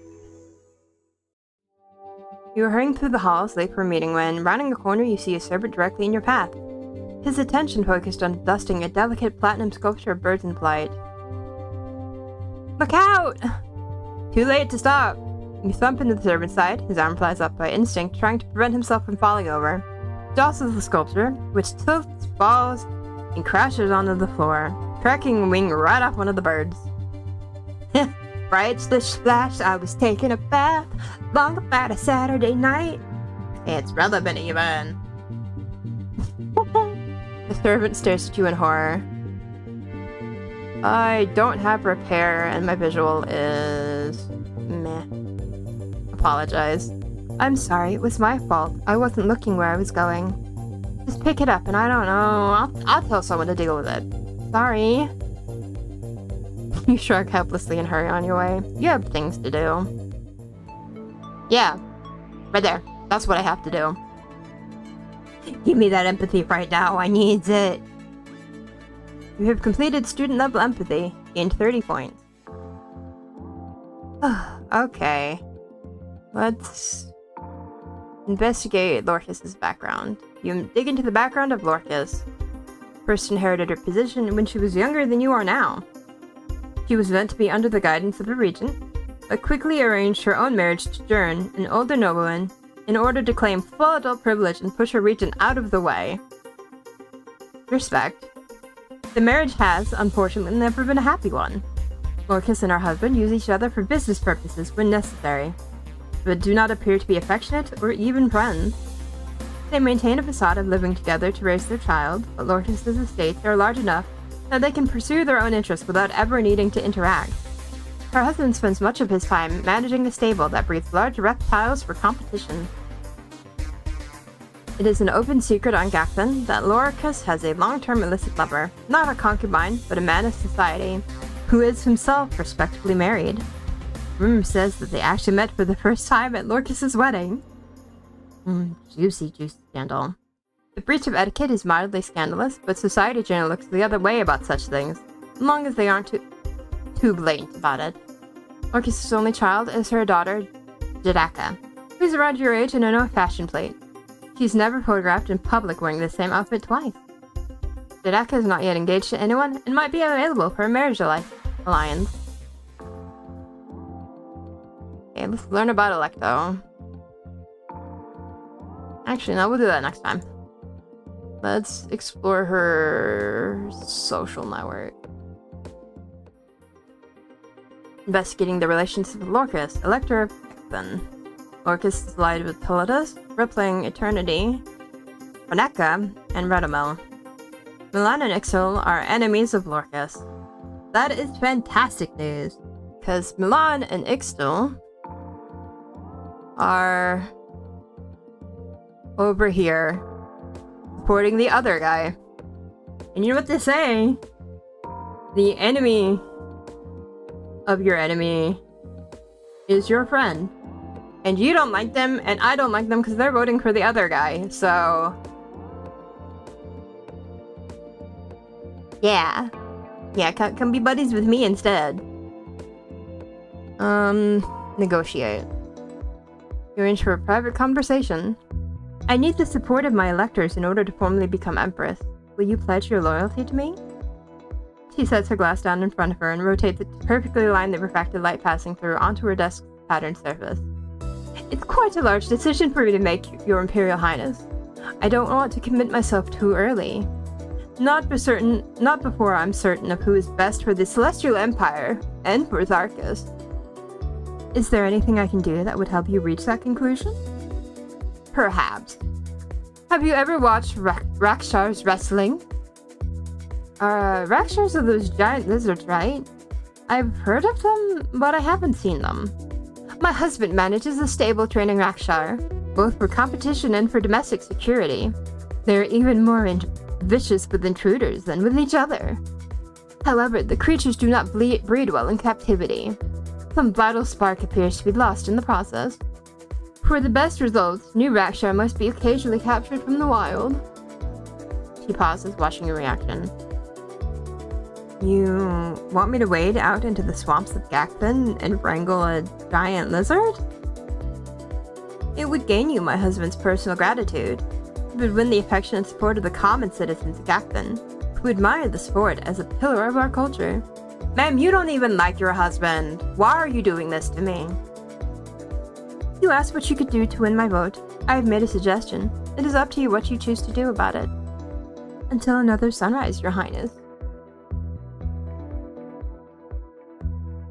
You said she probably has positive feelings about you. But also gave us a really dumb task. Not morale, too. Well, I guess I don't have to worry about babysitting her kid anymore.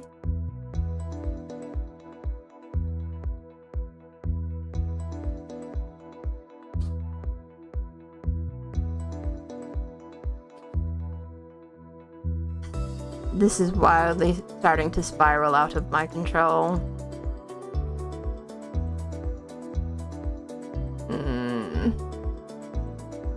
But I can't really... Oh, we are votes dismissed. I mean, I can't really do... Well, I could have probably succeeded with taking care of the child now, but I can't wrangle the creature, and so honestly I'd probably fail at both of them right now. We're gonna have a dinner party. Alright. How to do this? I'm gonna stay here and talk to the other guy and hope he has a better demand.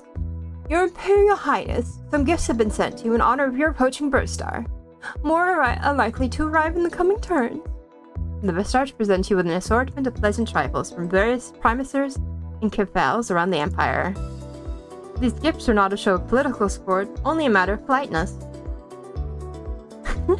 Whatever comes in the election, you were the last Emperor's daughter, the most highly ranked noble in the Empire. They are obligated to show you respect.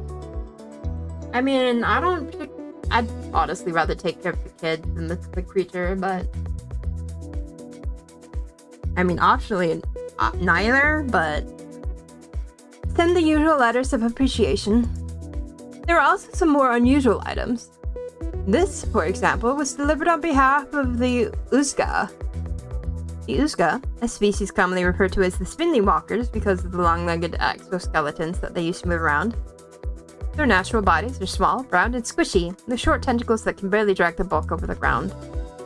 They do a great deal of trade with the Empire and other galactic powers, but they have a reputation for seeming distant and emotionless, steady, dedicated workers who are welcomed in many ports, but rarely make personal ties.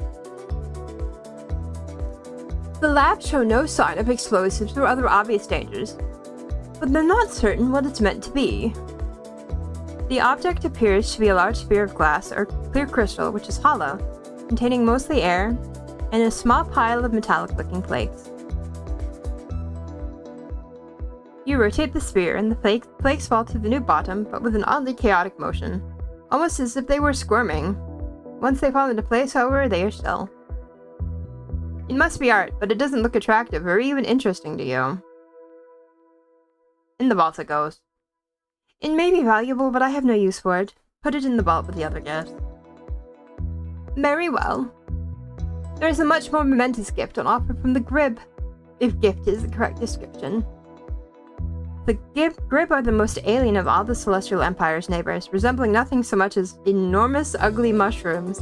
You know, maybe we wouldn't call other races and species ugly. That can't be good for relations. You can't speak their language other than one standard greeting, and even that makes your throat hurt. It's dangerous to attempt communication beyond that. Concepts don't always translate clearly, and the Grib are unpredictable and swift to take offense. Maybe because you think of them as giant ugly mushrooms. Has anyone considered that might be part of the problem? Many routine encounters with Grib ships have suddenly erupted into violent action. In honor of the Celestial Empire's change of leadership, and in order to usher in a new age of cooperation and unity, the Grib proposed a joint colonization project. They wish to invite approximately 5,000 Imperial citizens to establish a self-governing settlement on one of their under-development frontier worlds, which lies a few jumps away from Herod Prime. This is highly unusual. That's putting it mildly. Sovereign empires do not simply give away territory, even supposedly worthless territory.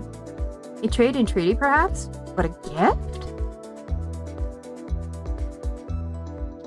Right? Like, girly pop! That's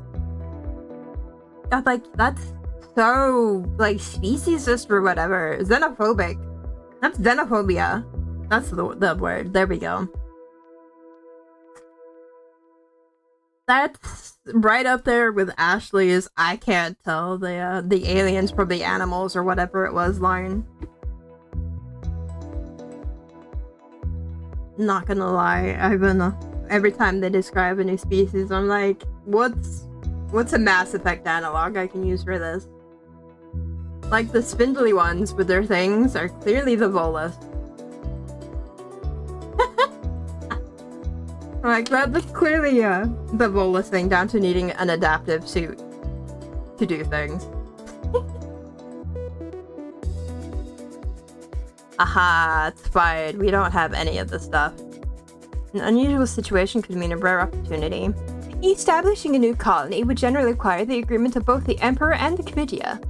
Also, in the absence of an Emperor, it is not possible to appoint a new elector to represent the population. However, a provisional expedition is within your power to command. Oh yeah, this is the same devs as Long Live the Queen, which has kind of a similar setup, but I probably would have died like 5 times by now in Long Live the Queen, so I'm kind of impressed that apparently dying is not a thing. But you spend the entirety of Long Live the Queen trying not to die. Like, that's the entire point of the game, is dodge and duck through all the people who want you dead. Because they don't want you becoming queen.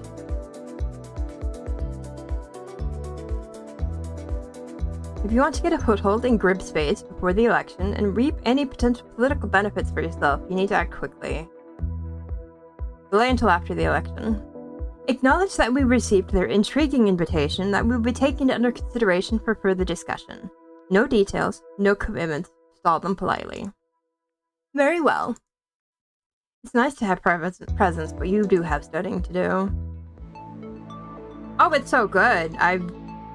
Your first death is inevitably to poisoned chocolate, and you get shot with arrows a lot.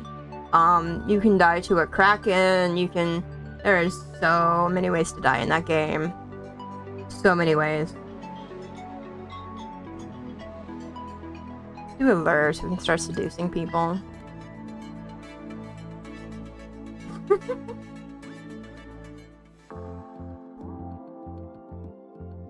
Wait, why is there a plus sign here? Oh, probably positive. Okay, Shaman Platter.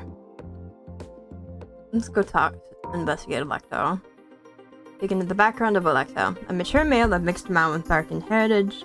Never been married. Not born of the highest rank, but has worked hard to advance through business and politics. The poison chocolates, man.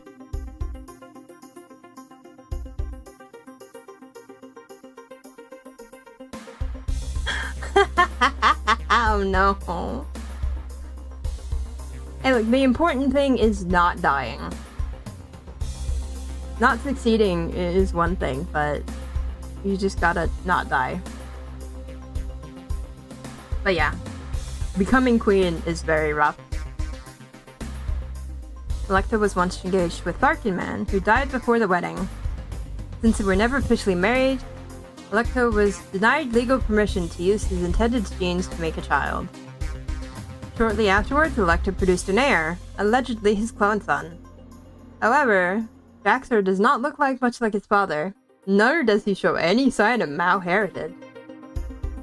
This isn't impossible. Genes can be edited before birth to adjust the child's appearance and other traits. Jaxer could be a proper clone son, tweaked to slightly resemble Electo's lost partner. Would, however, be something of a scandal if it turned out that Electo's heir was born from stolen genes. Jaxer, that must be the young man you saw at this reception, the one who smiled at you, is a student at a specialist academy on Chakagola, popular among his classmates. Fortunately, you don't have time to make friends. Jaxer is currently unmarried and might be open for an alliance.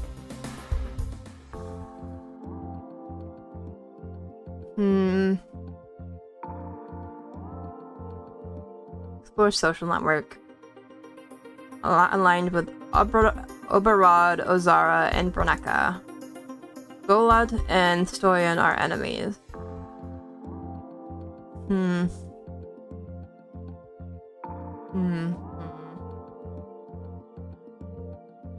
Well, let's try negotiating.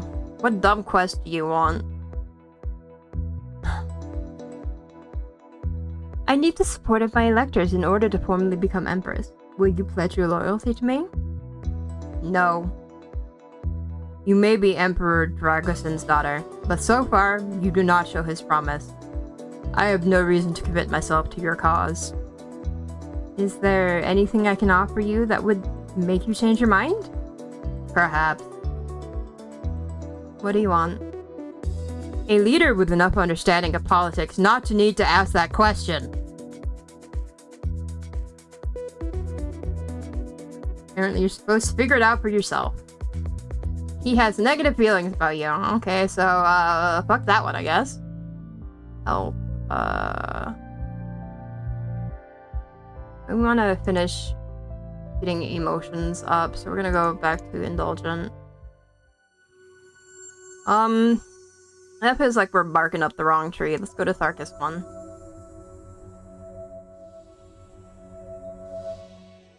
A gift has arrived from the Chuchok, Your Imperial Highness. It is a little stone cameo brooch, enough of an approximation of your profile. You can tell it's meant to be you, but it's nothing special. Send them my appreciation. Your birth star will be rising soon. Maybe you'll have a party. Get Menace up. Start taking me seriously. Yeah, I want to see that. Ooh, fancy. Darkest Prime, the still beating heart of a culture far older than the Mercan Empire, a world that died and yet was reborn from its own dust. The first great global Tharkan civilization reached for the stars and almost achieved them. But their hunger for glory outstripped their planet's resources, their thirst for technology drained the seas, and it burned the skies. As the planet's heat grew, so did wars and plagues, but it was famine that finally decimated the population. What remained of the Tharkin race descended into barbarism, scrambling for survival among the ruins. It took many hundreds of the cycles for rebuilding to begin. The second Tharkin civilization is slow, cautious, a careful shepherd of its resources, and excessively proud of its accomplishments. Look, they were a phoenix. They rose from the ashes. You let them be proud.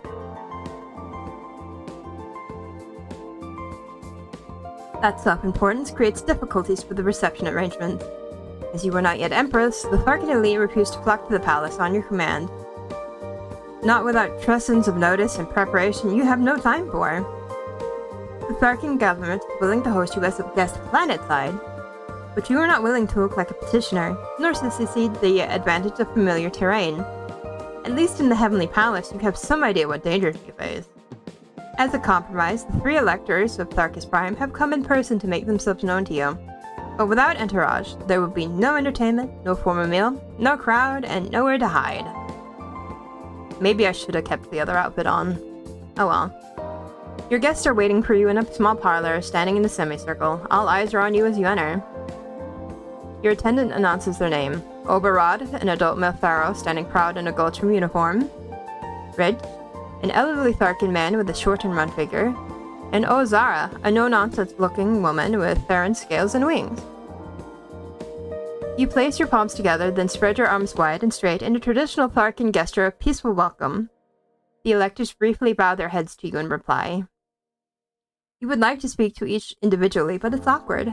You'd have to pick one to address first, and the others would be right there watching and listening. They might feel slighted. We're gonna address them together. I am the daughter of the great Emperor Jagoson, who has departed this life. I am the heir to his holdings, titles, and responsibilities. The position of Emperor, however, is too important to hinge solely on the matter of birth. The Emperor is the Empire, focused into one body, and requires the support of the Empire. As my father's heir, I am the most obvious candidate to assume the throne. My accession will ensure continuity and stability within the government. I am traveling throughout the Empire, making myself known to all electors, so that you may judge for yourselves my fitness to assume the position. I will speak with each of you privately later, but for now, do you have any questions? Now you've turned the spotlight back onto them. Any point they raise in their own favor will be heard by the others. The woman's wings twitch. Your brother was the proposed heir until quite recently. You are very young, and you have not been active in galactic politics. What are your credentials? How are you qualified to rule an empire?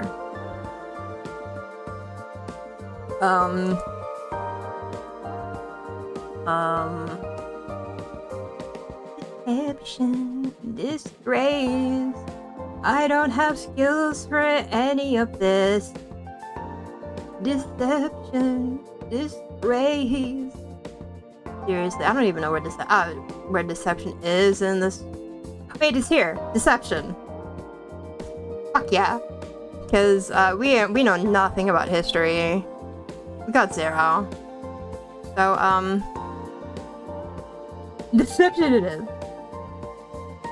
Do you think Emperor Jagoson was a man who would leave all to chance with only one string for his bow? He trained me differently than he did my brother, but he did train me. My role was to stay out of sight, avoid attention, and learn from the shadows. My father consulted with me in secret, explaining the whys of things so that I would be prepared. If my brother had risen to power, I was meant to be his closest advisor, a hidden counterpart to the Imperial Thresher. It sounds like a good story. You only wish it were true. As far as you know, your father never thought about you at all. Still, you seem to have impressed your audience. Score, I succeeded at something. Overrod puffs up his chest, the medals on his uniform glinting. Tell me, what is your experience with the military? Have you served a tour of duty? I'm 16, mister. Surely he knows you haven't. You're too young for official service. Is this meant to be a trick question or simply an embarrassment? Your brother joined the fleet. That didn't end well.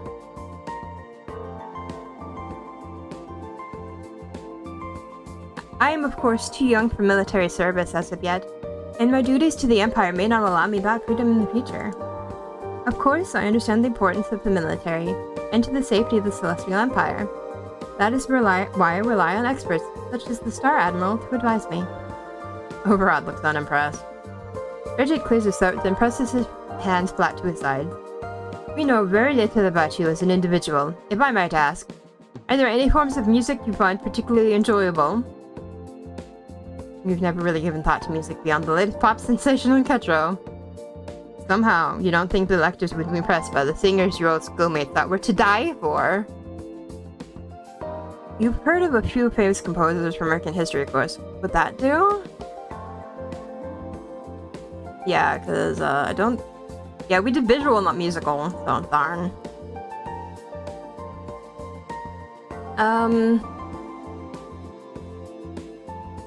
Let's name drop some American composers.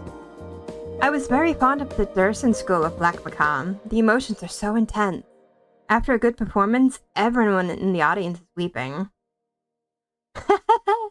Right? Like, what's your taste? What do you listen to? That tells me things. Perhaps he's too dry to appreciate solid American music. And now perhaps some refreshments?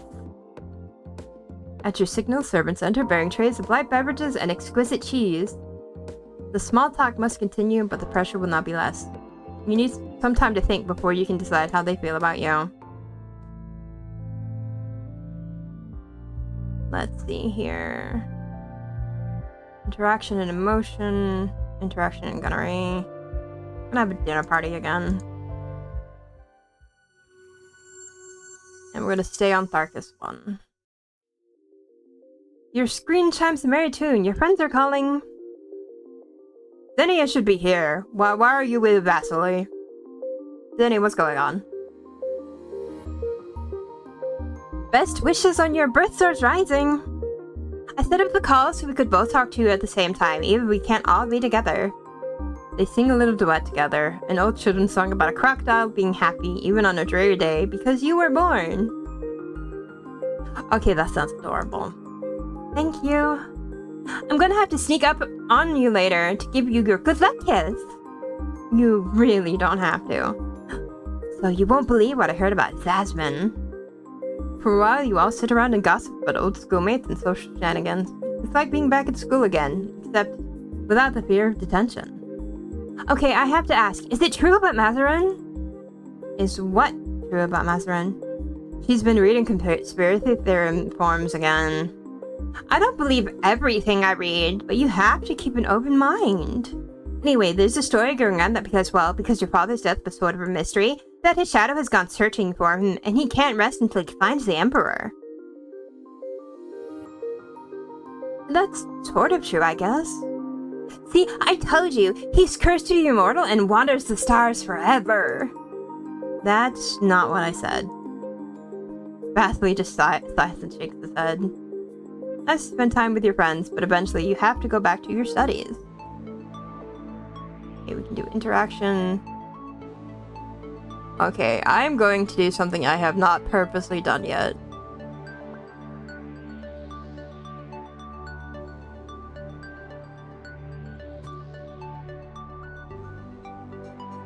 I don't actually know if this is capped for a reason, if there's like a cluster I have to do, or if I can actually level these now.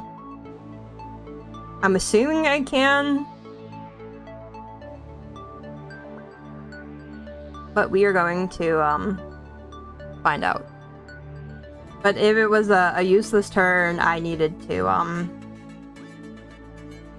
okay, we're good. Yes, I love how sci-fi always says different music for each species, as if there's somehow a monoculture. Right? Like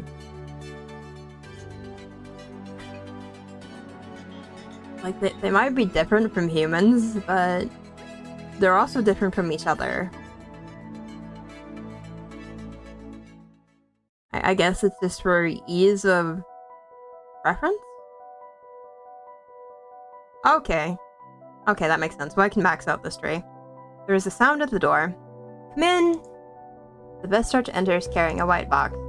Your Imperial Highness, I am tasked on behalf of your father, with bringing you this gift. He ordered it in advance, so it would be ready for you today. Oh. Will it be another message of disappointment? Another upsetting video? You open the box to reveal a pair of gleaming silver shoes covered in intricate design. They're beautiful. And stronger than they look. Perhaps your father didn't totally dismiss you after all. But let me guess, I don't actually get to see them. So rude. Alright. So Ozara and Oberod, we know, don't like us very much. So we're gonna focus on... Actually, fuck this. Is there anything I can blackmail this asshole with? Oberod commissioned in the Celestial Fleet at a long age, soon as legally allowed. Ranked well in his class, became an officer, decorated for his skill as a pilot. Did not take part in actual combat much. Served a full tour on the fleet, returned to Tharkis Prime as a reservist, who regularly parades within the Tharthi Guard. Largely ceremonial position, does require maintaining battle fitness. Oberod's wife comes from a much lower social class, was originally his concubine. To the surprise of Tharkan society, after leaving active duty, he chose to elevate her status through marriage. No heirs have been reported for the couple. She's rarely seen in public with her husband, but when she does appear, she acts silent and subservient, following in his wake with eyes downcast. I no longer feel bad about calling him an asshole. If Oberod is terrorizing his dependent wife, that might be a scandal, but there's no evidence. She might only be naturally timid or afraid that people might judge her for her origins.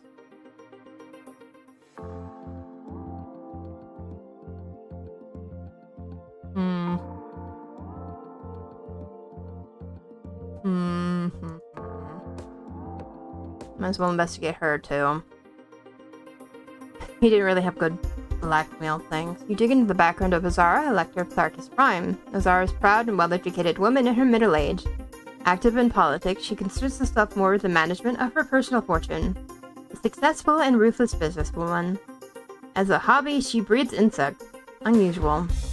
Married to a Tharkan woman named Kozal, a tall but quiet partner who is fond of gardening. The marriage is happy and they have recently welcomed an heiress son. She's engaged in a constant battle with one business rival, Shashtaran in particular, forever undercutting and outbidding each other as they squabble for power and control. While many of her business tactics might be unethical or mildly illegal, none are scandalous enough to outrage the public. You could, however, threaten to support her rival over her. That's not really good blackmail material either. That'll suck. Alright, you know what? We're gonna blindball this one. You seem to like me well enough. What do you want, old man? I need the support of my electors in order to formally become Emperor. Will you pledge your loyalty to me? The time for the election has not yet arrived. I have not settled on any decision. Is there anything I could do that would help you reach a decision? Your Imperial Highness, are you offering me a bribe? You sense that he disapproves of the idea. No, that was not my intention. I was asking about your politics, the goals you support. I support the stability and prosperity of the Celestial Empire. A safe statement tells you nothing. Of course, I hope we will speak again later. He nods to you. He still has positive feelings. That was actually not at all helpful. Public.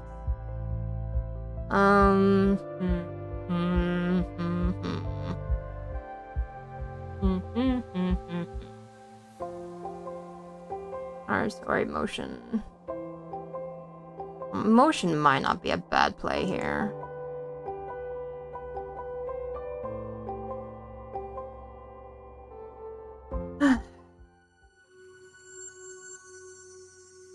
Also, I don't feel like I'm making headway on this planet either.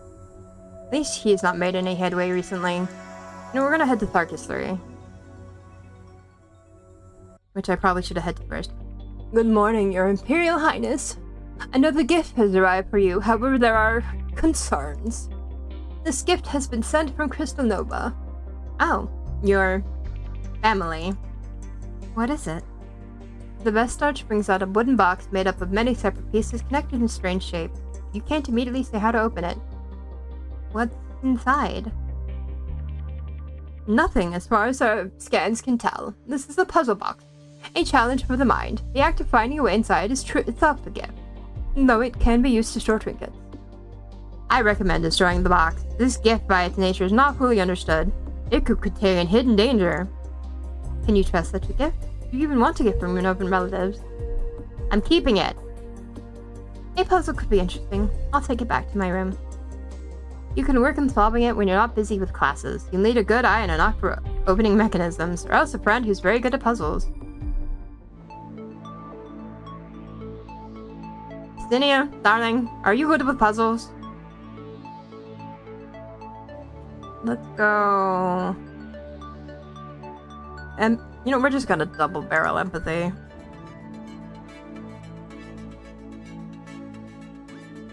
Practice empathy completed. Sit in the room turning the wooden box over and over in your hands. Push this bit here, you slide this piece there. But then that spot's blocked and can't swivel. Out of frustration, you try shaking it, but no key rattles loose. There must be a solution. You're not getting it. You'll have to try later. During the decline and fall of the first global Tharkan civilization, Stargazers would have represented a paradise. A world containing all the water that had once filled the parched canals. The entire surviving population must have fled there had it been possible. Even now, legends persist that some early cosmonauts might have managed the journey and escaped to a happier life. However, no relics from that time period have ever been discovered in the watery depths. In modern times, Stargazers is a well-established community of floating cities and undersea habitats. 3 small moons contain research stations, communication relays, and other technological outgrowths. They are considered part of the greater whole. Stargazers has the reputation for being younger and more progressive than the rest of the Tharkan system. Much of the visiting delegation appears to have dressed more for a nightclub than an imperial reception, though Elector herself is only slightly older than you. Serana, hello! So lovely to see you, and lovely to be seen! She spins about showing off colors, which your eyes seem painfully bright. Welcome to Stargazers, Your Imperial Highness. Of course, I'm sorry about your father, but we're very happy to have you. You must be so bored from the long travel and all those arrangements. I hope you don't mind, but I brought myself a range of dance partners for you. Have anyone you like. Have all of them. Her manner is extremely informal, but doesn't seem malicious. Accepting her offer will demonstrate your mutual friendship. Okay. I would love to dance. Come on, let me introduce you to the boys. Do you like boys? Johanna will make you feel like a diamond. Oh, and about some music crystals, if you can give me access to your sound system. In moments, the day atmosphere of your reception chamber is transformed into a pulsing, strobing soundscape. Your elderly, refined attendants look on in shock. You're not a skilled dancer, but you are an imperial princess. That counts for something. You dance for hours with all of Sola's friends, as well as the Elector herself. Her husband, whom she eventually remembers to introduce, prefers watching to dancing. You sense her feelings toward you are neutral. Let's see here. I want to finish empathy today. We're staying on Stargazers 3 because that place seems fun. Good morning, Your Imperial Highness. You have received a message of a political nature. A consortium of Tharkan technology companies wish to test your opinion on establishing a self-governing community on the largest moon of Stargazers. They are not making an official proposal or requesting any action on your part, merely putting out feelers to see if you might support the idea. If one moon declared the independence, the others might well follow. Potentially adding 3 more electors to Stargazers 3? The current elector might have something to say about that. Do you wish to make a reply? This is not quite official business. You are not obligated to respond.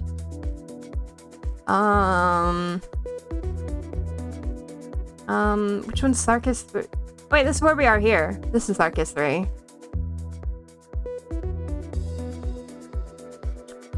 So, what you're saying is... she probably wouldn't like it, and we're trying to get her favor. Be non-committal. I don't want to take a position right now, and there's nothing that could be done until after the election. Ignore them for now. If they press for an answer, say something vague that doesn't make any promises. Very well.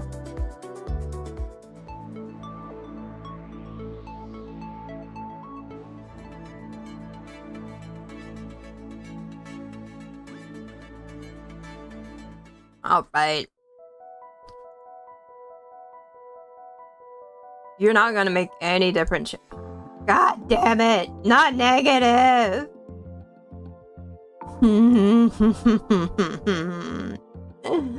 Oh well, I maxed out empathy anyway, it's fine. Visual and gunnery. I'm gonna be fair, if by the time we get to this again, we will have changed moods again.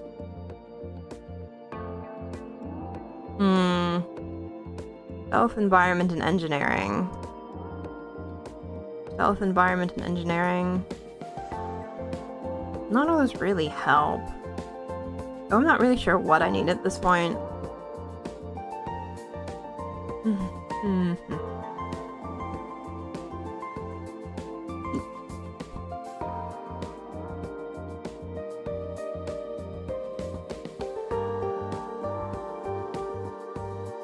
Investigate background. Dig into the background of Sola. Young for her position, extremely popular in Starscall society, especially after her elaborate wedding festivities, in which she rented an entire town, turned it into a non-stop party for the rich and famous. She and her husband have no children at this time, and none likely in the near future. In this exalted levels of society, however, Sola has a reputation for luring in poor, young, low-caste males into her service, only to turn them into toys for her pleasure. As mere servants, they lack the protections of official concubines. Many quickly retire from her service with mysterious injuries or drug addiction. I'm supposed to... Can I go back and say yes please, give me more electors in this area, because this one's weird. These activities appear to be an open secret, quietly joked about but never criticized. It might be possible to turn it into a scandal.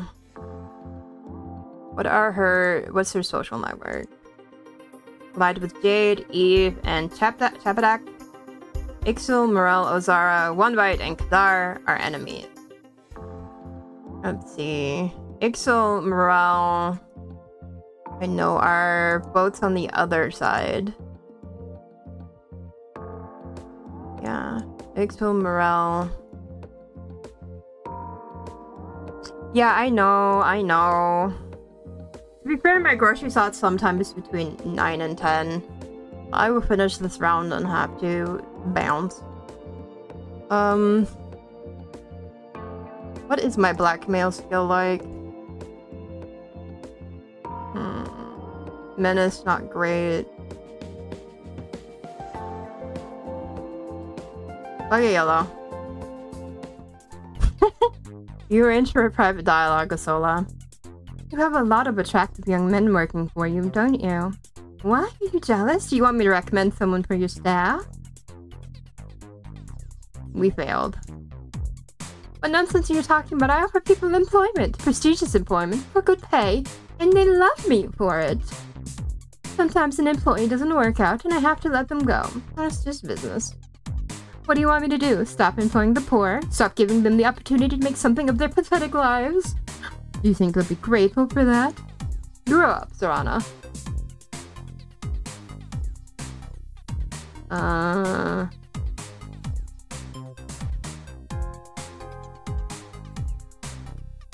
There's no way attacking her reputation is going to make her support me. Okay, hello. Yay! We failed!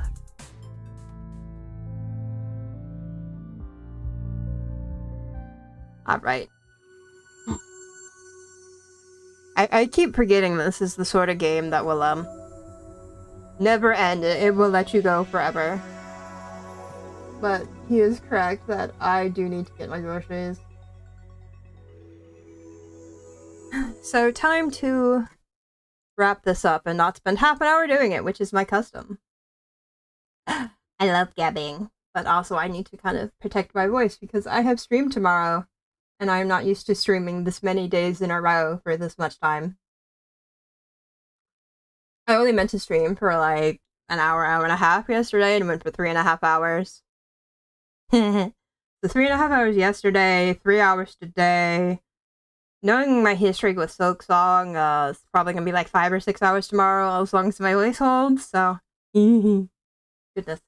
But, yes, so as is tradition, to wrap up the stream, we talk about the future schedule.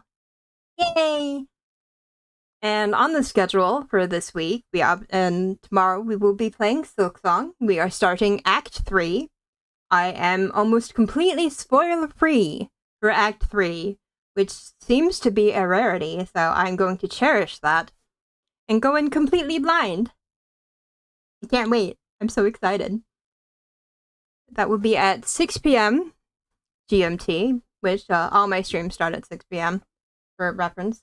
And then on Wednesday, I have decided we are trying Road to Empress. I thank you, Killjoy. Road to Empress is described as an interactive drama novel, I do believe. It looks like it's entirely acted by actual actors. So it feels kind of like playing an actual, like a... not a wuxia, I'd say it's probably more of a xianxia drama. And I am very much looking forward to it. It will have a death counter, because it looks like, in tradition of all of the good good dramas of that nature, the heroine will die over and over and over and over and over and over and over again. So there will be a death counter on Wednesday.